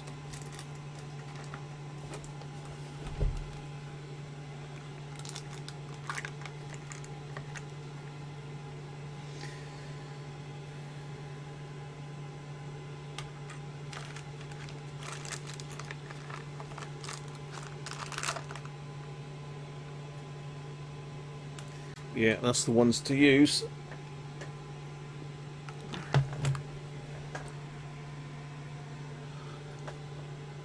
So this is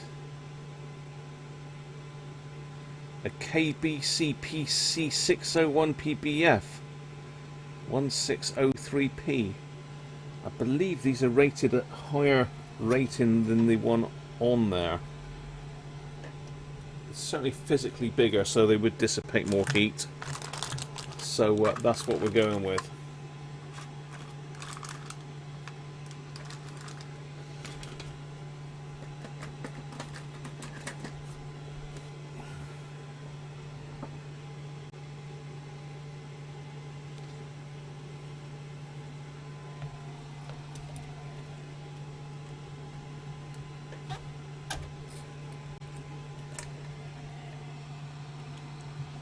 So let's make sure we get these the right way round. So yeah, if you notice there's a little flat. You can't see it, look down. There's a little flat there on the positive, and that matches the flat there, and there's also a flat marked on the PCB. So away we go. Let's desolder it. Let's have them out.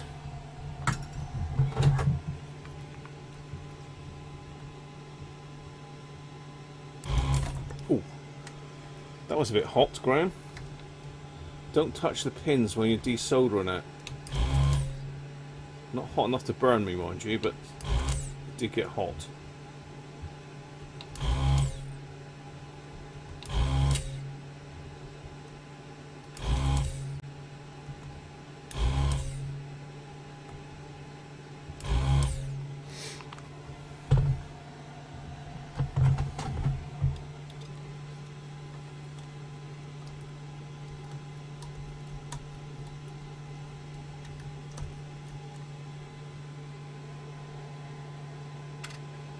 There he is.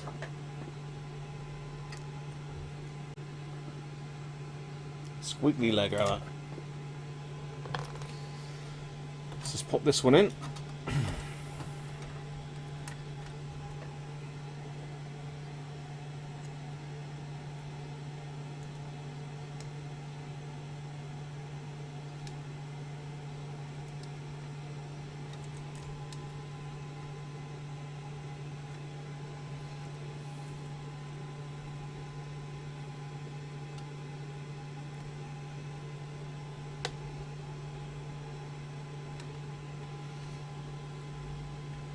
Right, this is going to be a bit tougher to solder.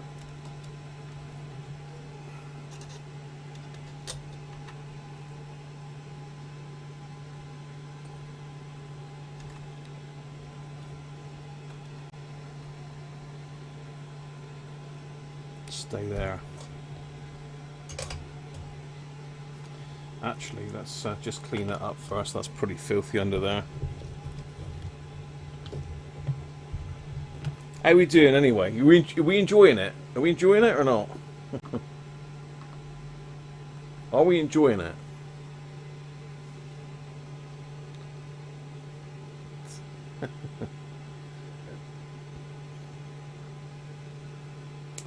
Yeah, my chat and your chat are at different speeds. I've not got it at...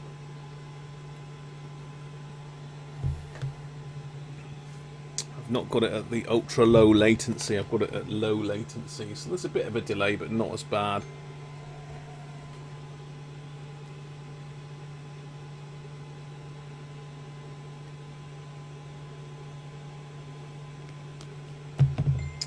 Let's just give that a clean up in underneath there. It's also worth checking the tracks around here as well, just to make sure they're not cracked, because it does get really hot. You can see the burning on the board there, can't you? You can see how dark it is compared to the rest of the board. So certainly that rectifier gets really hot, especially when you put the soldering iron on it, Graham, and touch it with your fingers. It gets really hot then.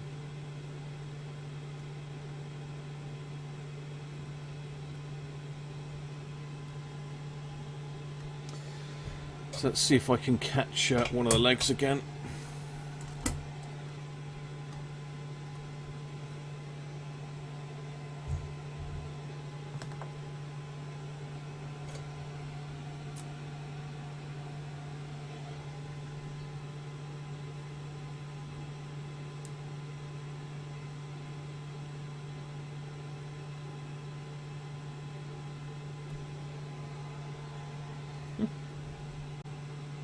Certainly can dissipate some heat, these things. Got it. Let that cool down.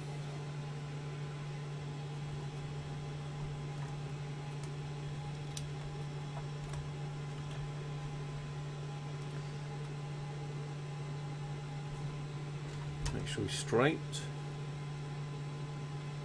I'm sure Brian doesn't want a dodgy looking bridge rectifier in his nice FRG.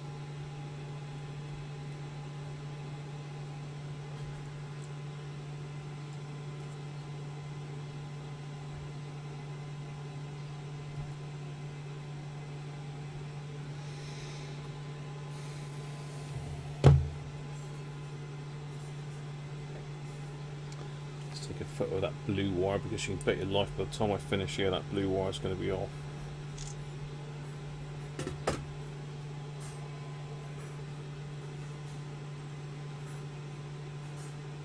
See my Facebook. I see something there, Paul.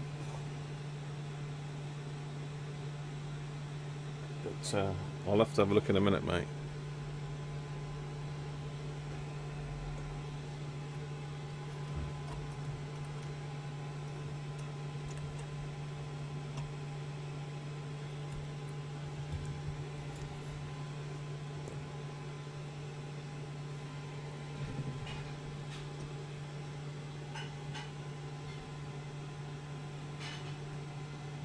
Get my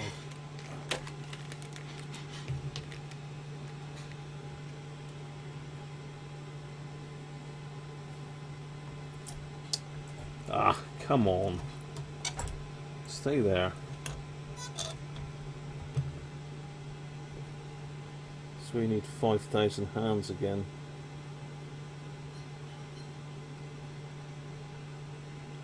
Better.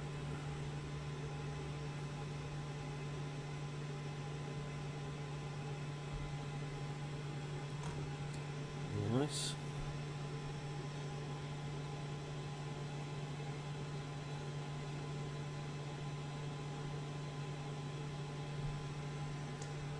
Nice. Come on, flow round. So we do that one.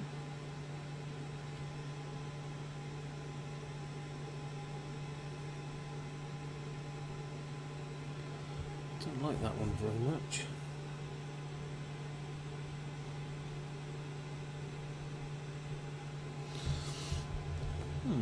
Some dirty lead there, didn't solder very well.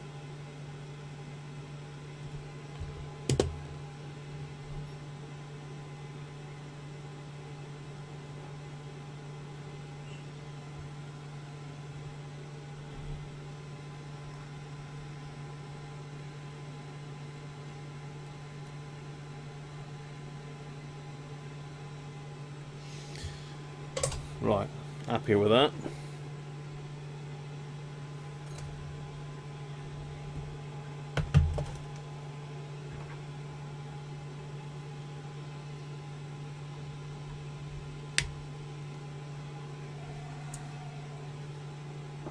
Hi Ron, how you doing? What cleaner are you using? Isopropyl alcohol, mate. Look now or ASAP. Alright, Paul, let me have a look at it.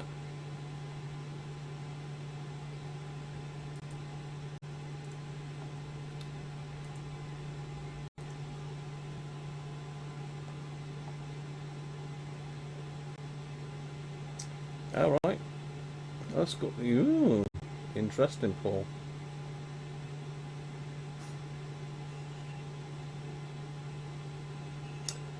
Hmm.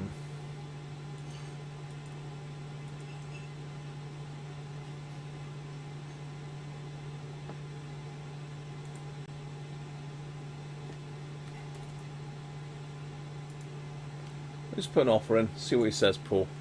Put an offer in and see what he says, mate.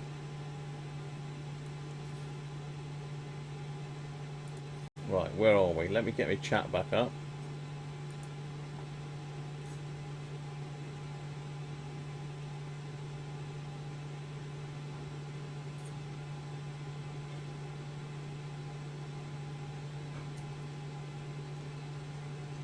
Back to it, yeah.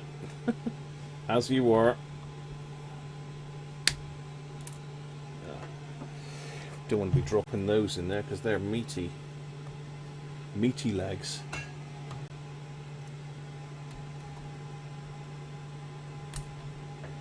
It's worse.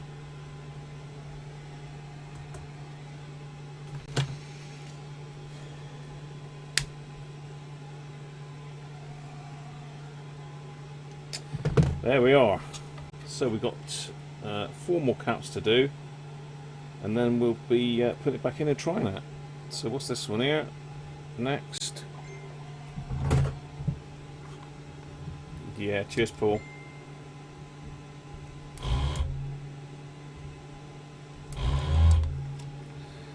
Yeah, I think my gun is full. Ooh.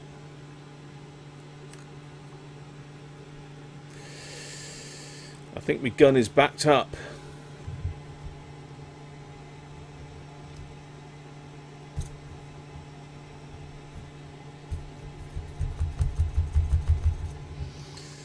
Yep.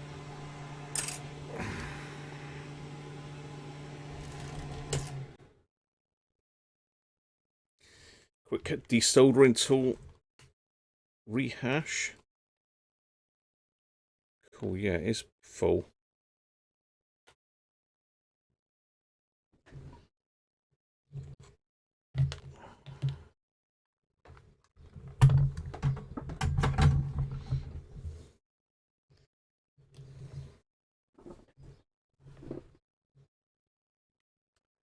Bear with me. I'm just clearing the desoldering tool out.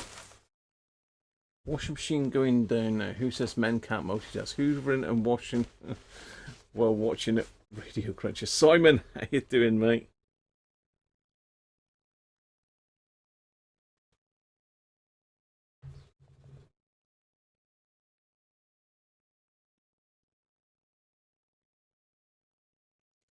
Yeah, there's a big lump of solder stuck in here.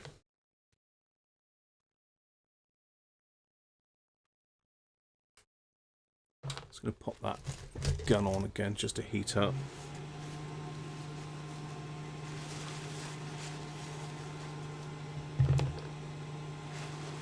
Yeah, there's a big old lump of solder in there, look.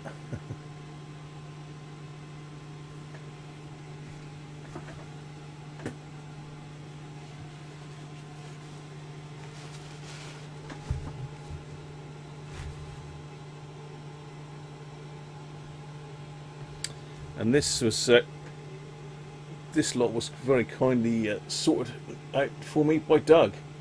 Sent me a kit that we put in the desoldering tool the other day. So thanks, Doug. Still going strong. I put a new nozzle in it, and that sorted out the issues I had. Well, I say that, it's just decided to block itself up again, hasn't it?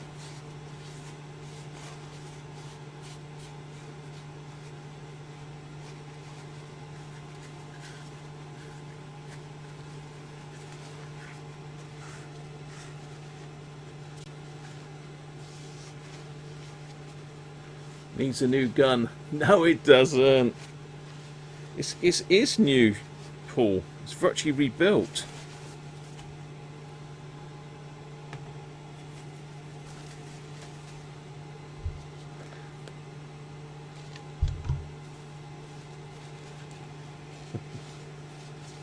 Looks like a silver nugget. I wish it was. Soderbergh. He does get a lot of use, Sean. A lot of use. It's on pretty much every single day apart from maybe Saturdays. Though I have been doing stuff on Saturdays recently.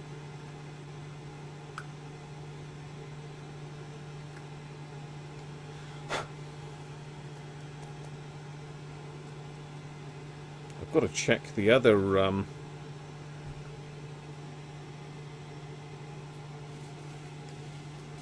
filter as well, because they get blocked up for a pastime.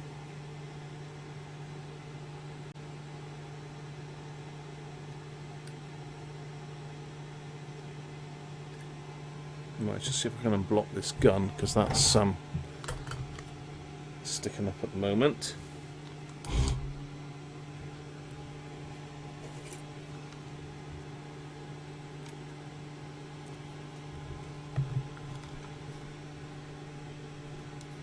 Oh, he's blocked solid.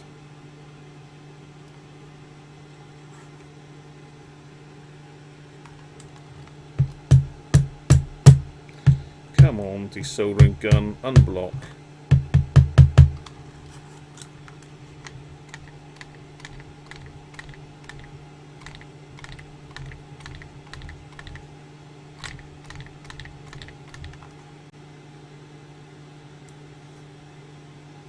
It's a brand new element of that in it, so it shouldn't really be blocked there.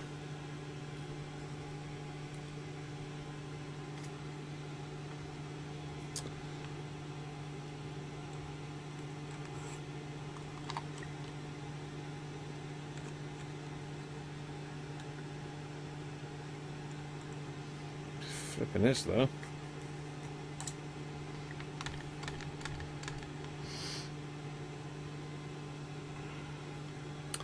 Well, it looks like that one's out of action for a minute. He is out of action for a minute. I'm going to have to pull the nozzle out when it cools down a bit. Turn the heat up to melt the blockage. It's already on 400, Doug. It's red hot in there. But I will give that a try in a sec.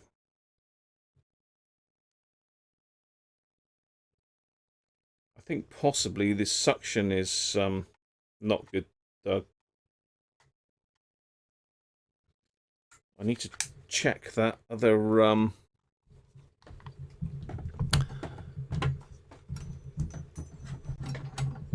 am I trying to say? I need to check the other filter washer. Just turn that picture-in-picture off a minute. So I need to move that camera out of the way. So check this other washer here.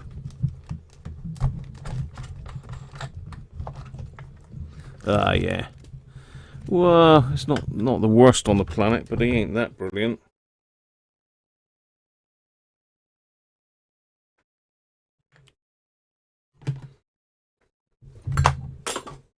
Okay, we'll use that to get it out with then.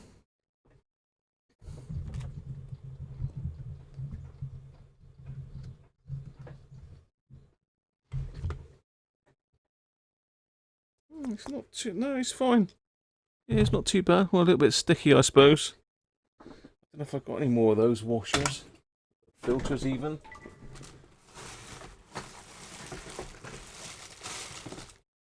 I've got a whole bag of stuff for the desoldering gun. Because it goes wrong so often.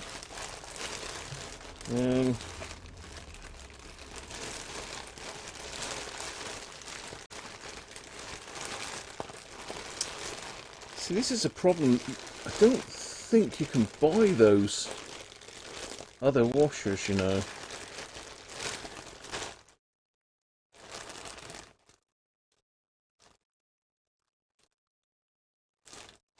Yeah, I don't think you can buy those other washers. I've got a feeling.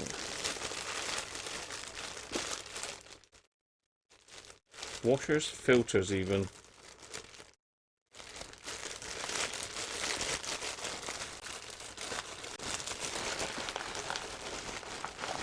Got loads of the little filters, but none of the bigger ones.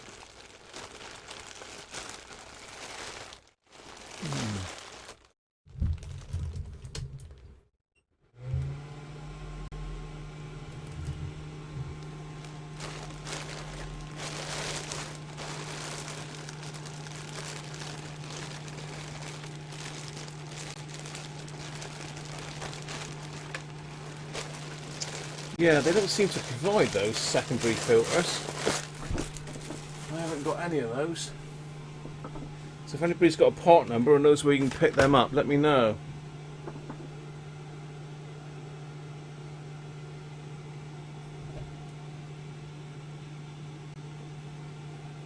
You're using a Weller now. Did you have that one off George, did you, Paul?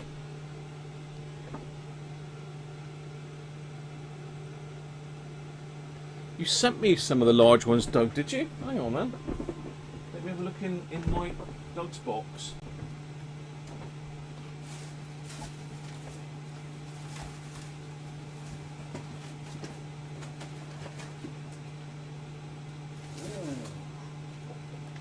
Doug. There you go. Doug saves the day again, look. So you did, Doug. Thank you very much. I've always got your box to hand, Doug. That doesn't sound good, does it?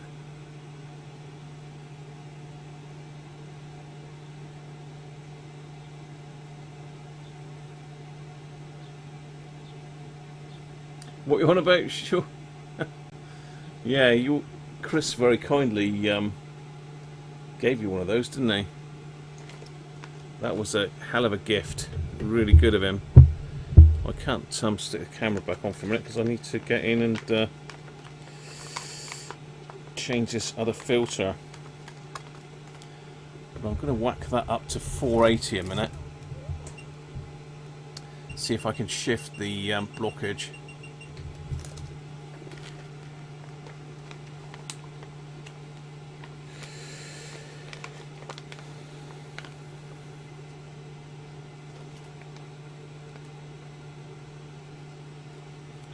So yeah, there we go.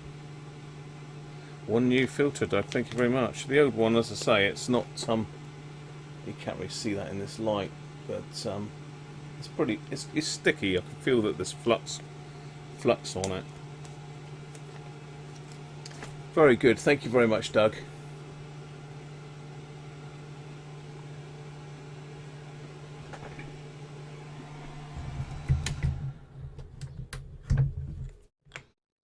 Let me just put that back on.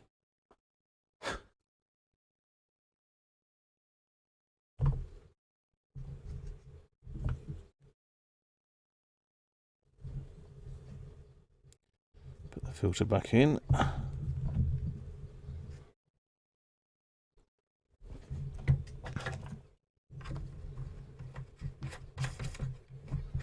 Oh, hang on. I'll put my washer in.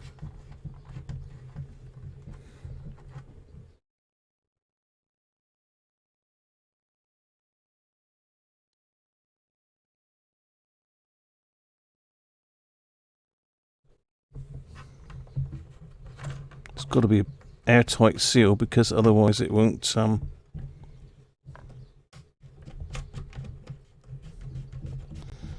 suck very well.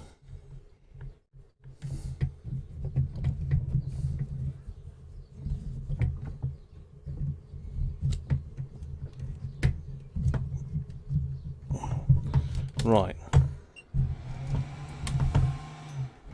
Actually, while I'm in there, I'm going to change that other one as well, because that did look pretty manky.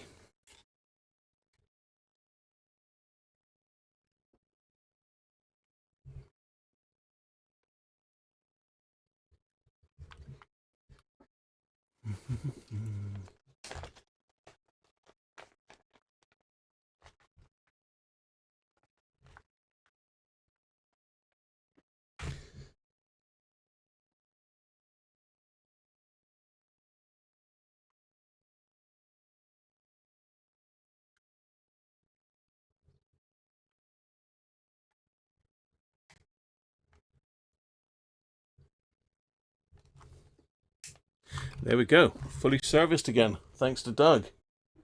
Nice clean, whatever you call it. So I'll let that one heat up to 480 and see if I can shift that. So in the meantime, we'll just have to desolder it.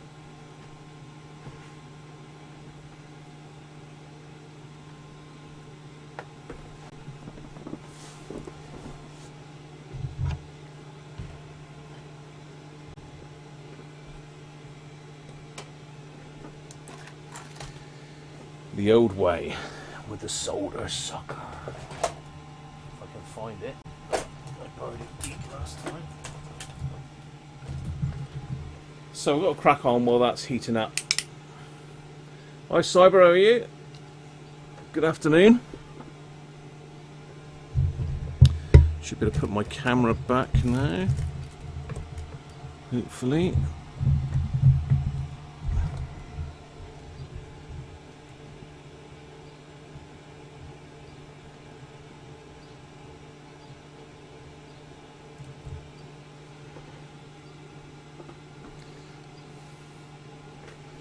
Right.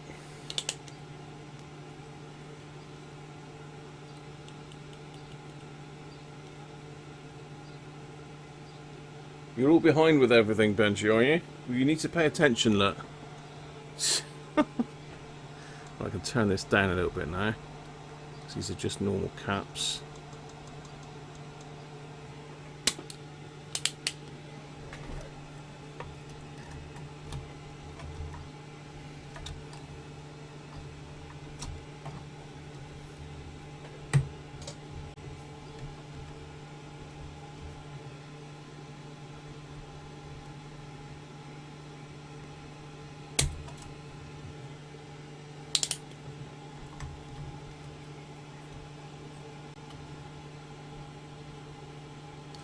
Lost my little stick for this.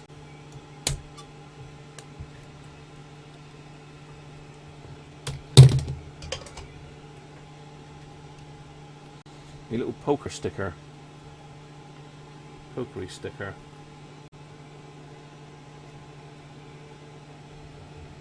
So what we've got there, we have got 10 microfarads at 16 volts. Plenty of those knocking about.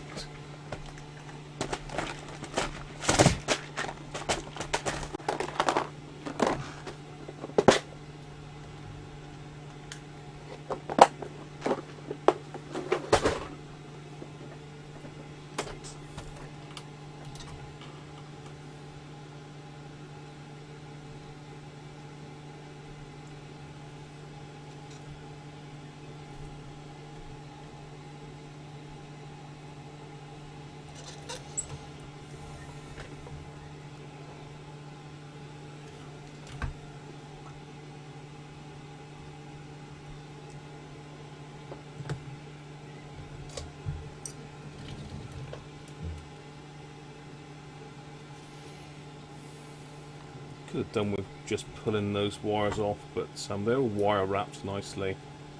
It's quite a good mechanical joint on them. I haven't got anything to wire wrap with.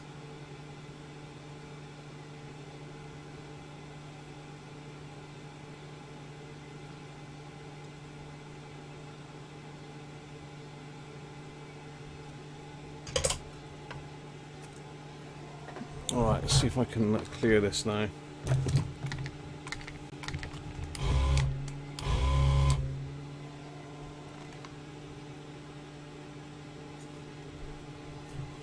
Ah! She's clear.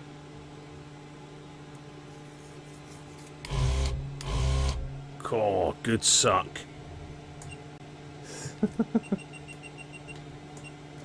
Turn it back down a bit then.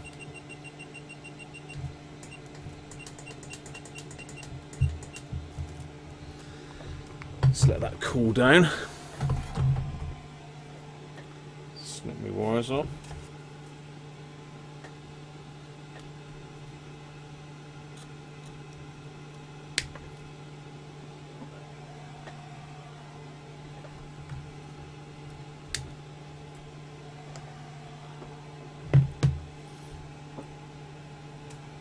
We'll test these caps in a minute. How are we doing? Yeah, we got time.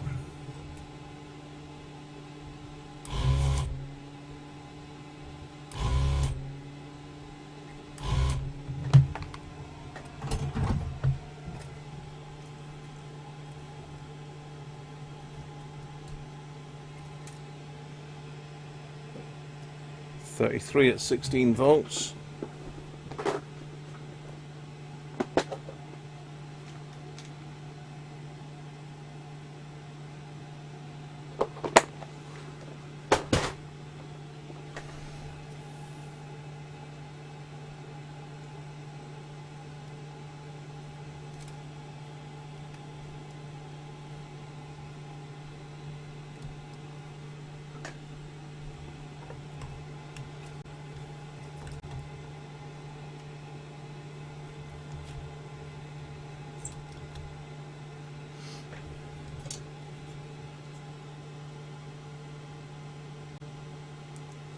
I'm fluxing them because the board is pretty filthy. Nosy badgers. Our badgers are in danger. You still have a fox in the garden. Yeah. It's always good running repairs, Doug, isn't it? You hope they don't have to do it, but my desoldering tool is renowned for being a pain in the neck.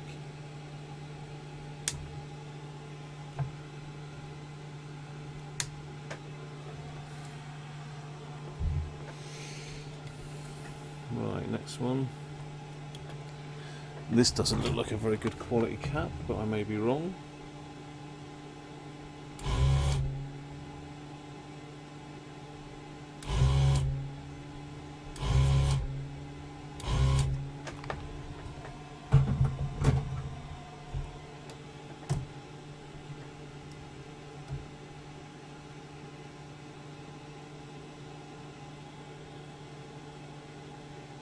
One microfarad at 50 volts. So we have fun testing these in a minute.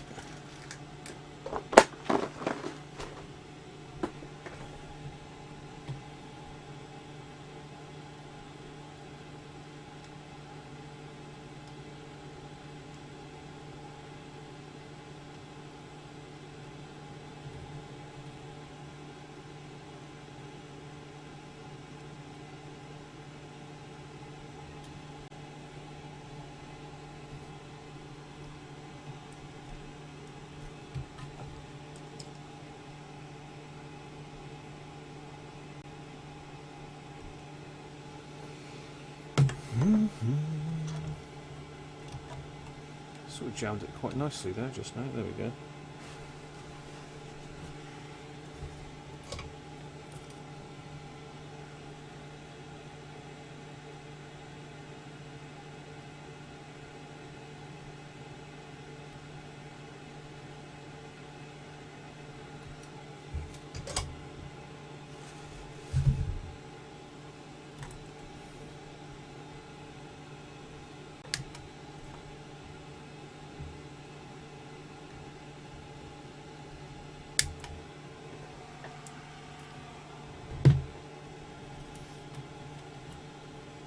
One to go. It's in the back there.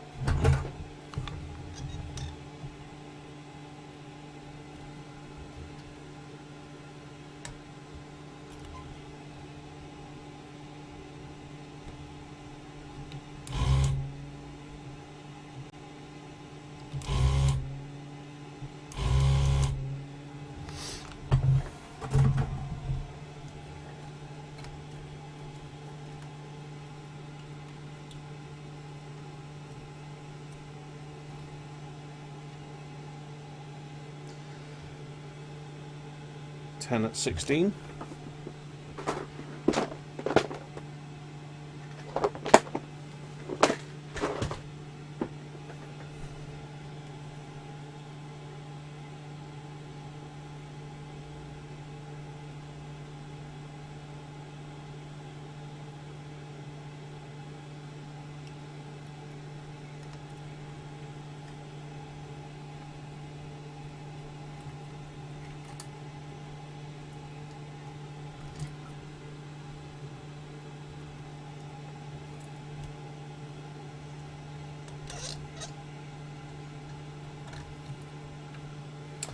Yeah, one of the caps on there looks a bit wibbly wobbly. So just need to go over this board and check it in a minute with the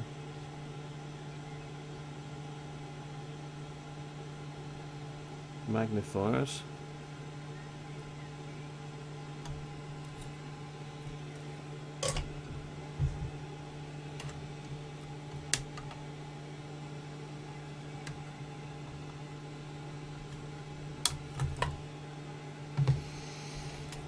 Right. All the caps done.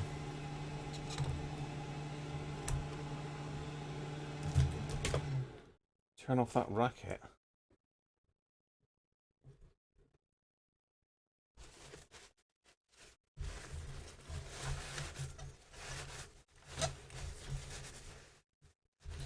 I'm going to give this board a good clean off a minute, and then I'll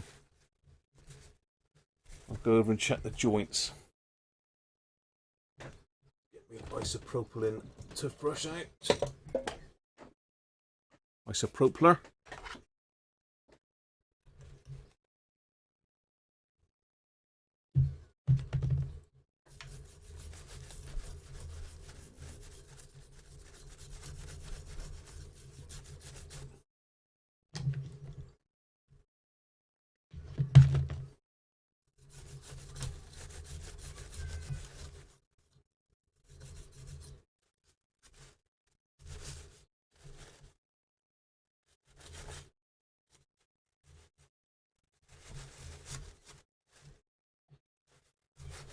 Cool, that's pretty filthy.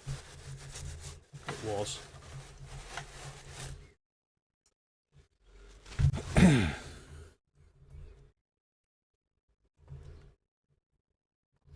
Right, let's have a quick look at this board. Went away to have some dinner. Wow. Catch you later, Paul.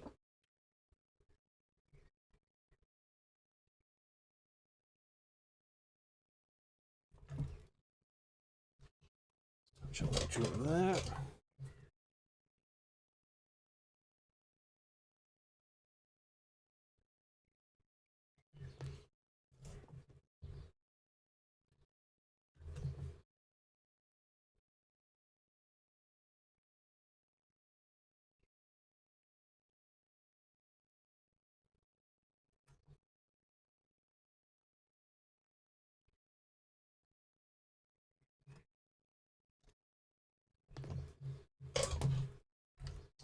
Just really having a look, see if there's any broken traces or anything like that.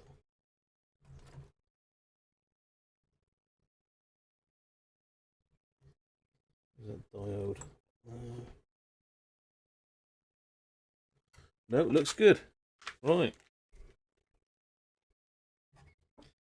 Let's stick it back together and see if that's brought those voltages down.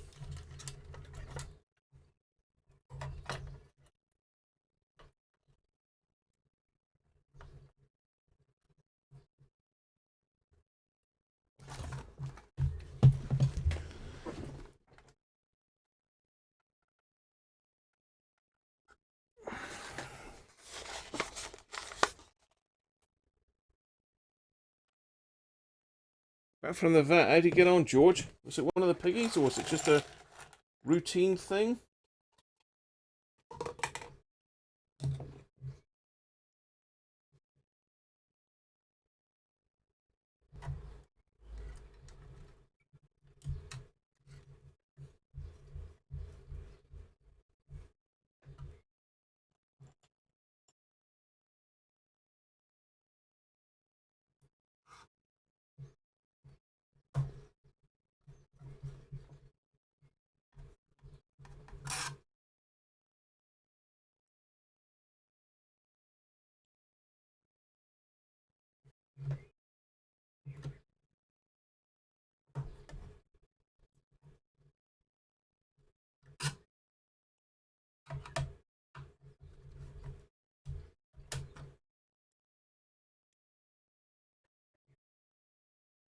Holy teeth. Dentistry. Ooh, yeah. You like to charge, George, don't they?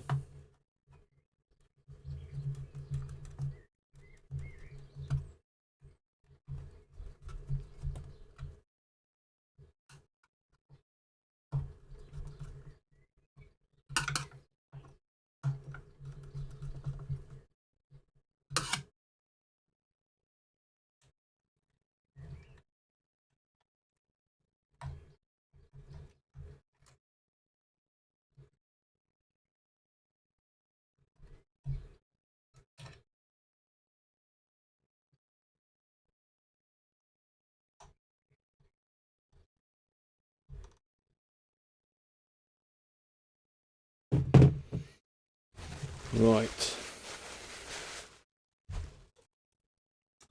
The moment of truth.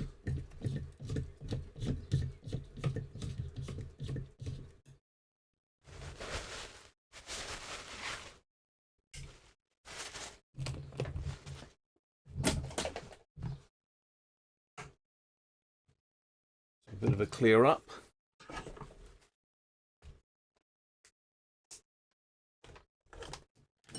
Get our capacitor tester ready for in a minute.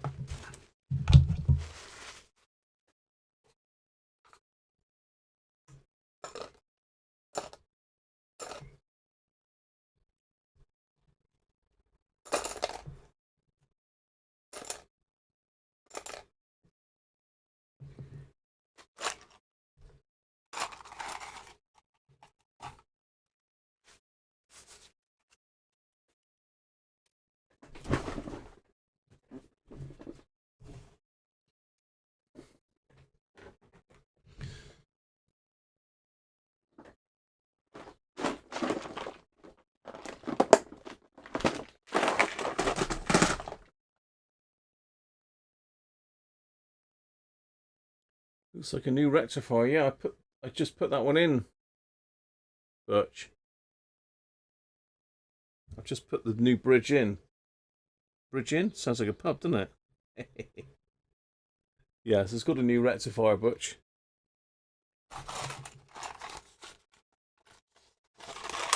It's a bit beefier. Well, that's the old one there. That's the one I've taken out, and I've just put a higher amperage one in there.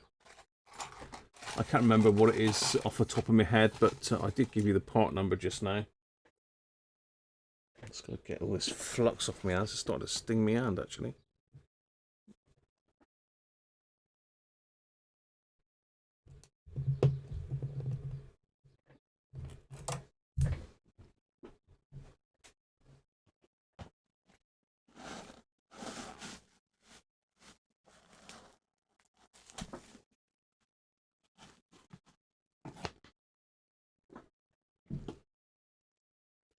You put a new rectifier in yours as well, did you?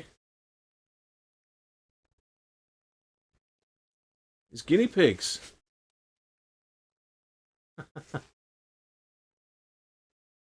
Yeah, sore thumb there. That's where I burnt it.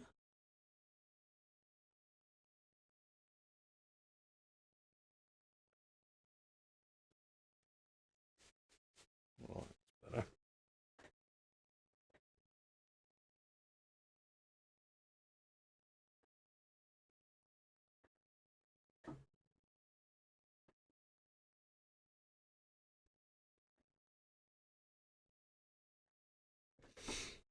Right.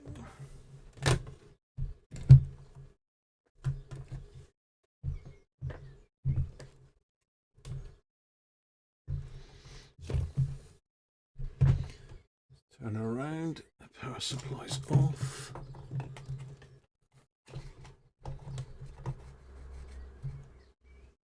Yeah, they could have just popped a power switch on the back of that, couldn't they? I'm sure you could adapt it to one of those kettle plug things with a built-in fuse in it.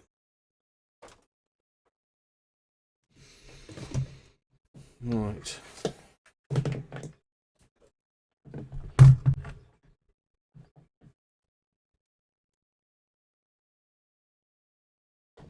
Let's have a look then.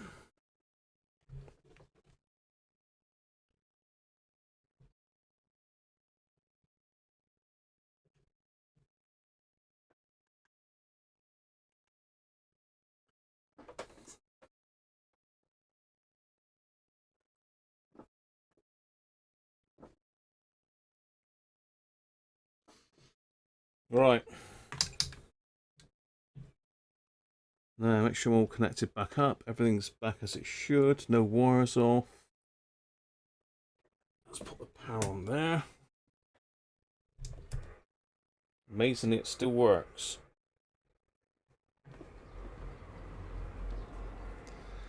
So let's have a look at that first one again. This should be 11 volts. It was 10.6 earlier, so it wasn't far off, to be honest. So let's see if that's altered at all. Still the same, 10.65. I've gone the wrong way around, am I? 10.66, so that hasn't really changed. So let's be careful and do this one. So this first one should be 13.5. Still 16.7, so there's something running high on this board. Next one should be 11. 10.6, and the next one should be 13.5. It's still 16.7. So possibly that diode on the board is causing some problems. Let's just check it with it off a minute. Don't think there's anything comes through when it's off. No, it doesn't. It's got to be physically switched on for the voltages. So something's still too high in that power supply. The only thing that regulates it by the looks of it is that this diode. Well, it's two diodes actually. One of them's a Zener. I bet that's something to do with it. Have a look at the schematic. Yours is about 16.2. You think it's okay, do you?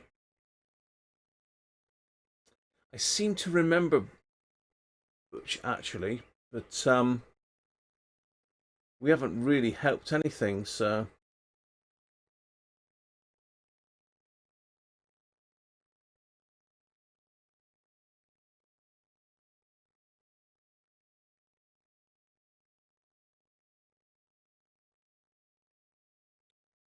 Yeah, let's just get the power supply up on the screen again.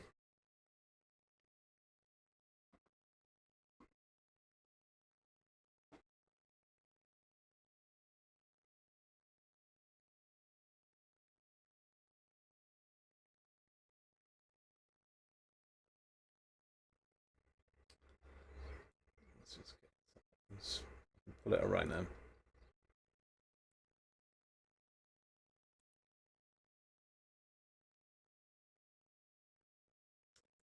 So I think, I mean, I'll have to review my footage because I'm not going to just change it for the hell of it. There's two diodes in the power supply. There's this one here, which is a Zener.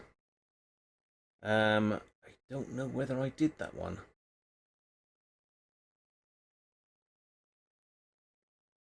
I might have done that one in the other one. It's a 4.7 volt Zener, isn't it, by the looks of it? Which rail is that on?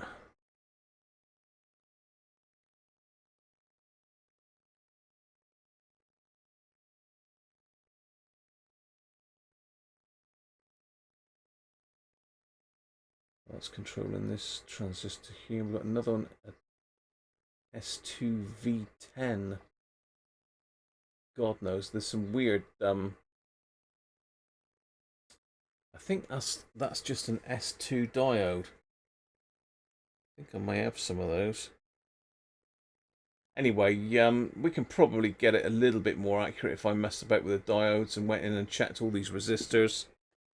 But to be fair, it should run a bit. Oh yeah, yeah. There's no heat on that at all now.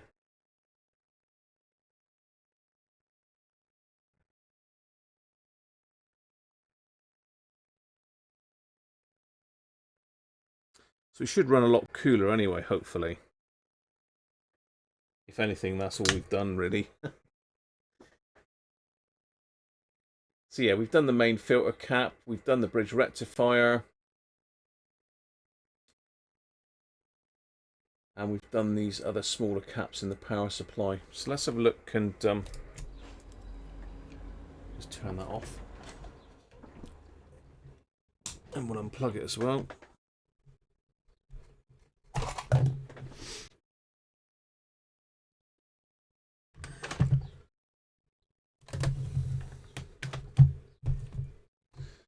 So let's have a look at the caps then, shall we? Actually, shall we put that back together for a minute, temporarily?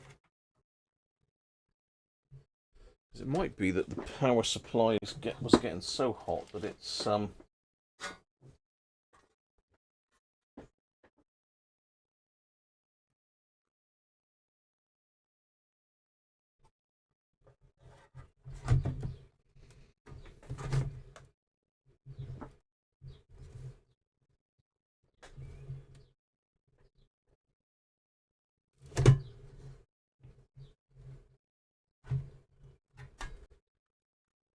gonna say that's the wrong way around.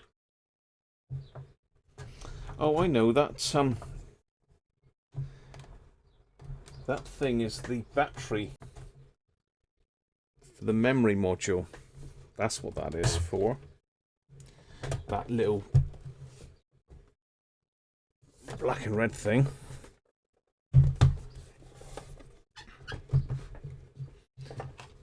So what I'm doing, I'm just going to reconnect it, and we'll put it on. I'll leave it on to heat up a minute.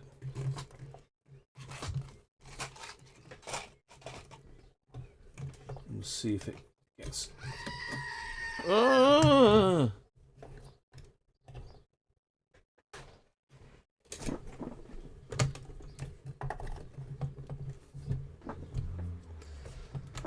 So I've got the bottom cover on. There's no mains voltage on the top here, so we're all safe. Actually get a little bit of wax on the top there. So we'll let that heat up. Well, we have a look at the capacitors that we changed, that I changed. There's only 4 on that board, wasn't it? 1, 2, 3, 4, 5. So I've got one missing somewhere. Where's that one gone then? Dropped it on the floor.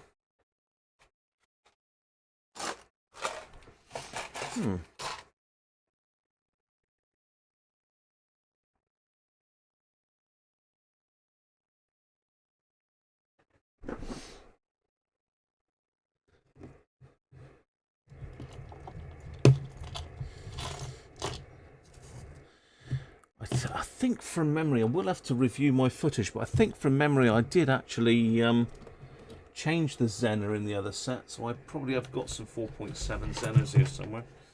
I've dropped one of the caps.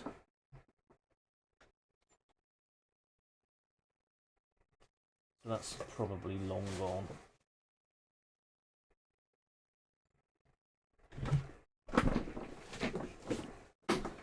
Just having a look, see if I can find it in a minute. Oh well. 4 out of the 5 caps anyway. Actually, no, it is. What am I looking for? Cracking up.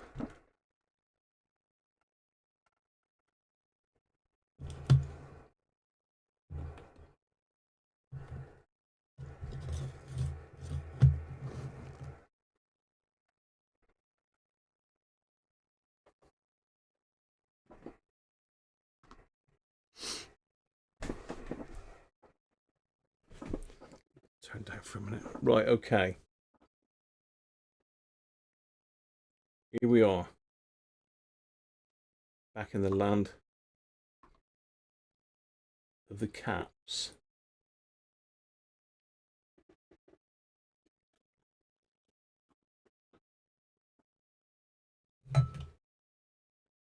And we'll do the 1 microfarad first. And we'll just catch up with a chat a minute first, but we're going to do the 1 microfarad first. So, what do you think?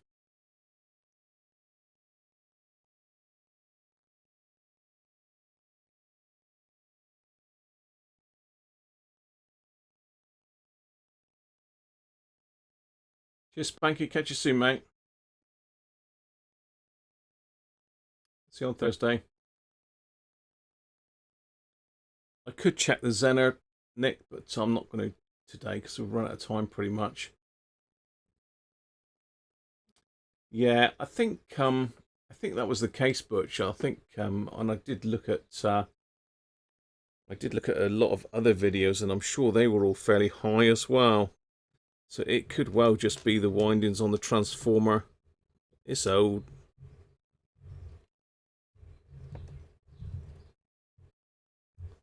It's quite a bit higher though, isn't it? Three volts. Quite a lot. Right, so we think All Vegas Cap Casino it is. Place your bets now. I'm gonna test it. Let's go in. Going in.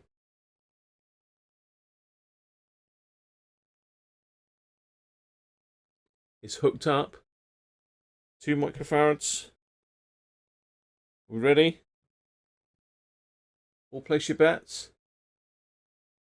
Oh, not many people are playing. Look. 3, 5.7 and 2.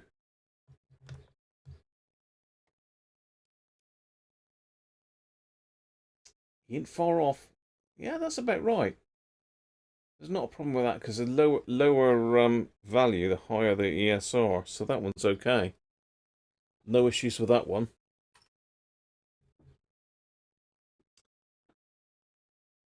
50 picofarads. Right.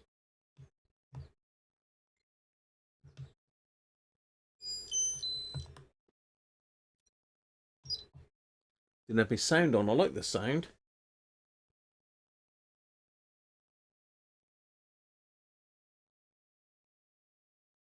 So survival guide says the bridge rectifier was a source of trouble and running hot says a change to 1N5405 is possible.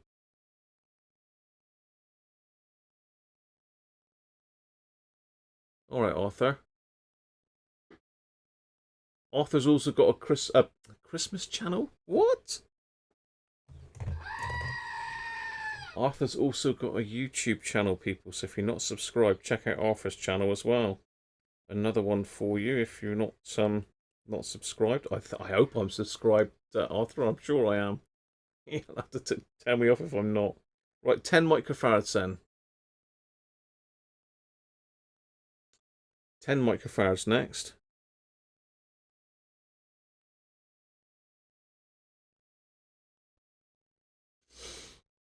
10. Any for 10?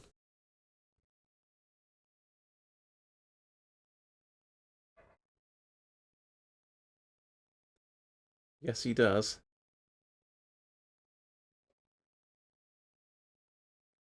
14, 9.5, 10.75. Oh, that's very accurate, Gary. Have you already seen this cap? Have you? 8.2.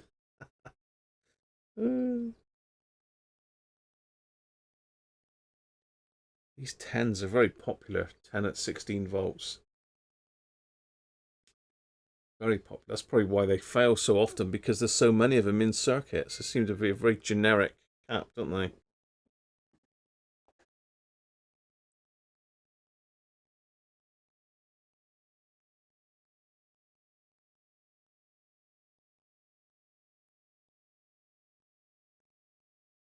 I'm lagging. Right, okay, you ready?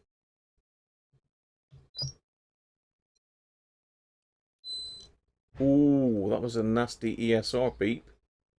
11.65.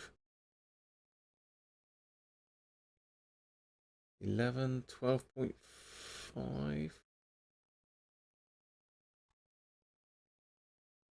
I think it's Nick, isn't it? I can't do the maths. I think it's Nick got that one. Another 10 then. Another 10 going in.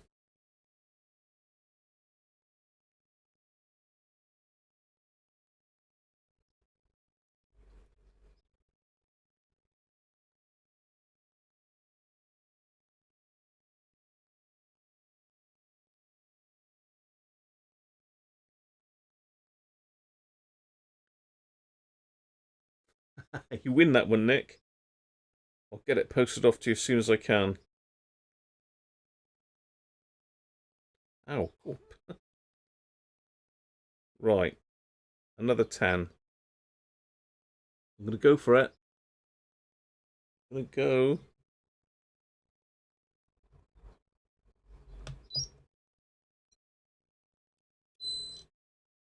Ooh, that one's gone a bit higher. That one's gone up to 12. ESR's a bit high on both of those, to be fair. So yeah, they weren't brilliant. And I can see that my frequency's jumped already as well. 33 then, the last one. 33. Ah, you're all close there. I forgot what it was already. Who won that then? Doug and Derek were close to that one. Sean won it, did he?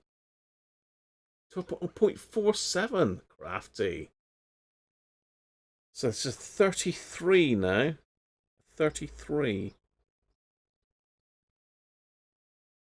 I believe this is 16 volts as well.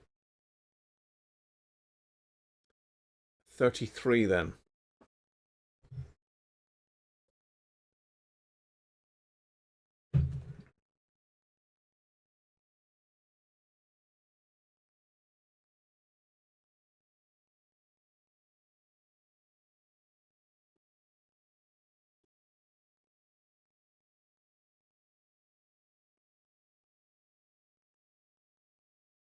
Here we go then. 33.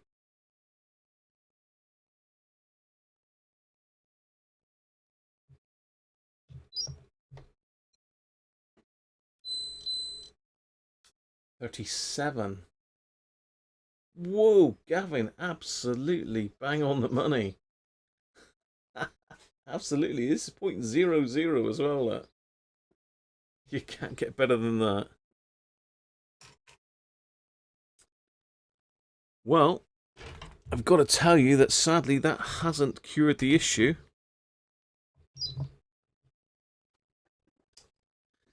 was hoping it would. Let's get the radio back in the frame a minute.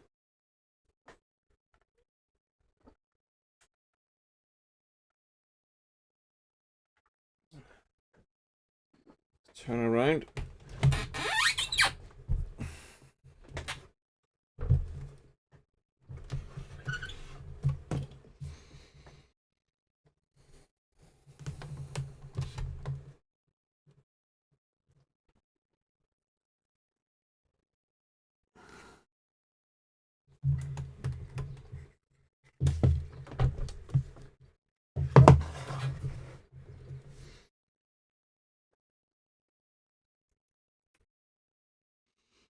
So you can see it's 6.123. Well, it wasn't when I put it on.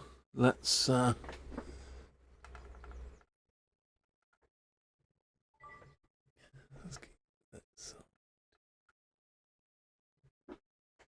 push the memory button.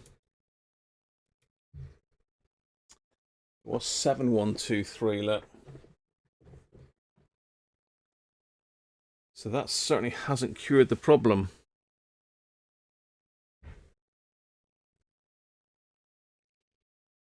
So it looks like we've got to look further into the PLL circuit, I would have thought.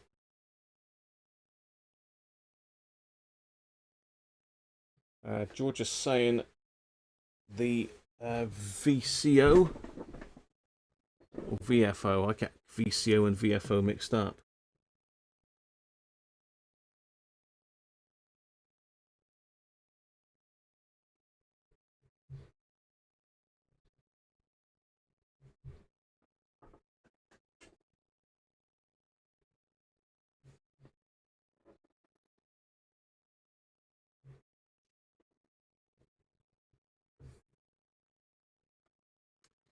Just keep it on that minute, see if it jumps again.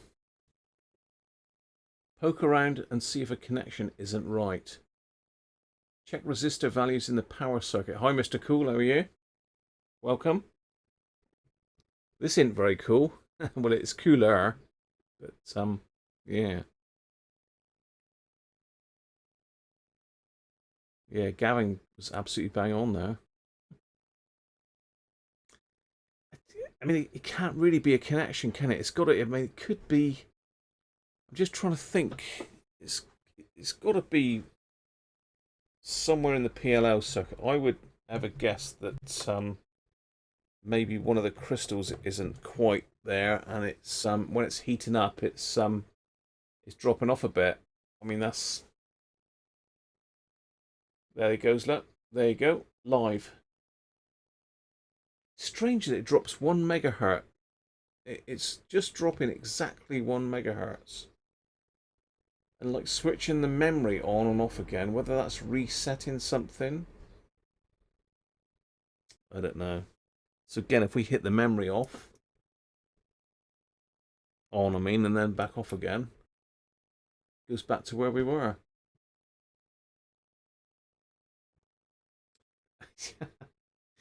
Theo, yeah. Let's peel and see if it does change the actual frequency too, not just the display.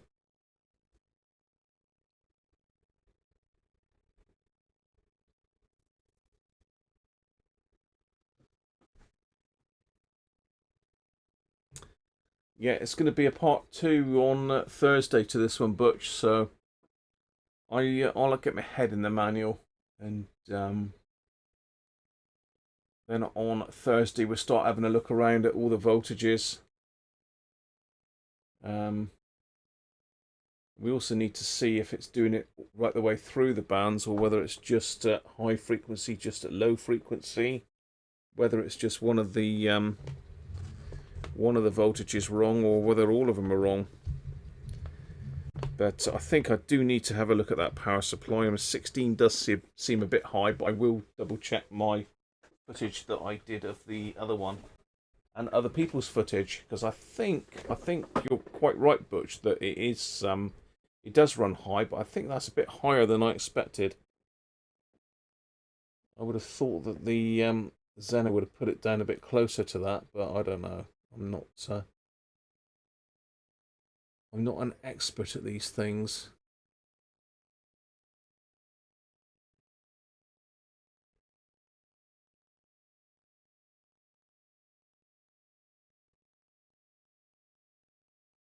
One, that's the.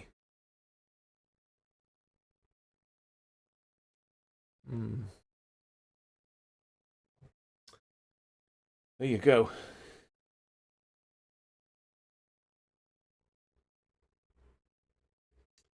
You have to put a SIGGEN on it to see if it's actually changing the receive frequency or just the display.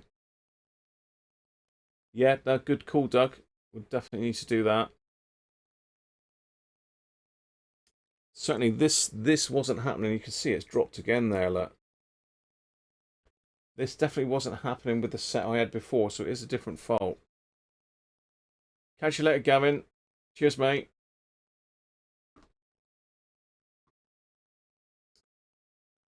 Well, people, that's all we've got time for today, but we did have a good look over it. Don't forget, Thursday we've got the giveaway to do as well. I'm not sure what to do with this heart. I mean, let me know. Whoever wins it can have them both, and they can have a fiddle about if you want a bit of an experiment, see if you can get it working. But part 2 will be on Thursday. Dry joints in the PLO? Unlikely, Derek. These are really well made. They're well put together. It's just something that's gone out of age. So Andy's saying yours is 2 kilohertz out, so you have to set it 2 kilohertz down from the actual station frequency. But you lined it up with Volmat. Andy, did you do all the voltages? I think it's VCO. I keep getting mixed up with VCO and BFO.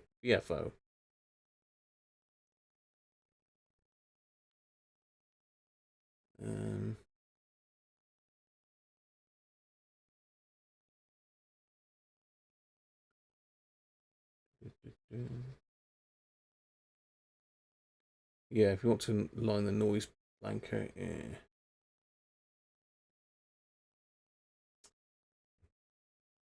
Oh, it's actually the PLL alignment.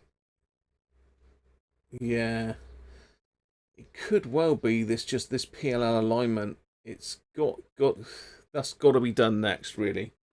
PLL alignment. I'll pop that power supply out again, and we'll check the we'll check it. That center will pull out. Check.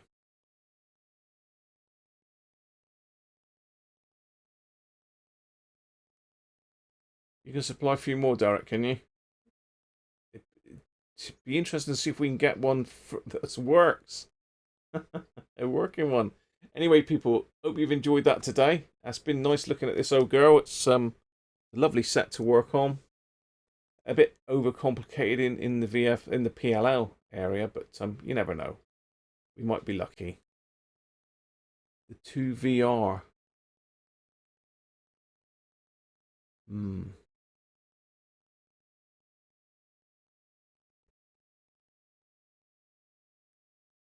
Oh, the variable resistors. Yeah. No worries. Yeah, there's quite a few alignments to do on the PLL. It's fairly labor intensive. It takes a little while to do, but we'll do it on Thursday. Cheers, everybody. Catch you soon. Have a good one. Don't forget, if you're not subscribed, hit the subscribe button, and catch you again same time Thursday. Hopefully it will be the same time Thursday. You never know, though. So bye for now, everybody. Catch you soon.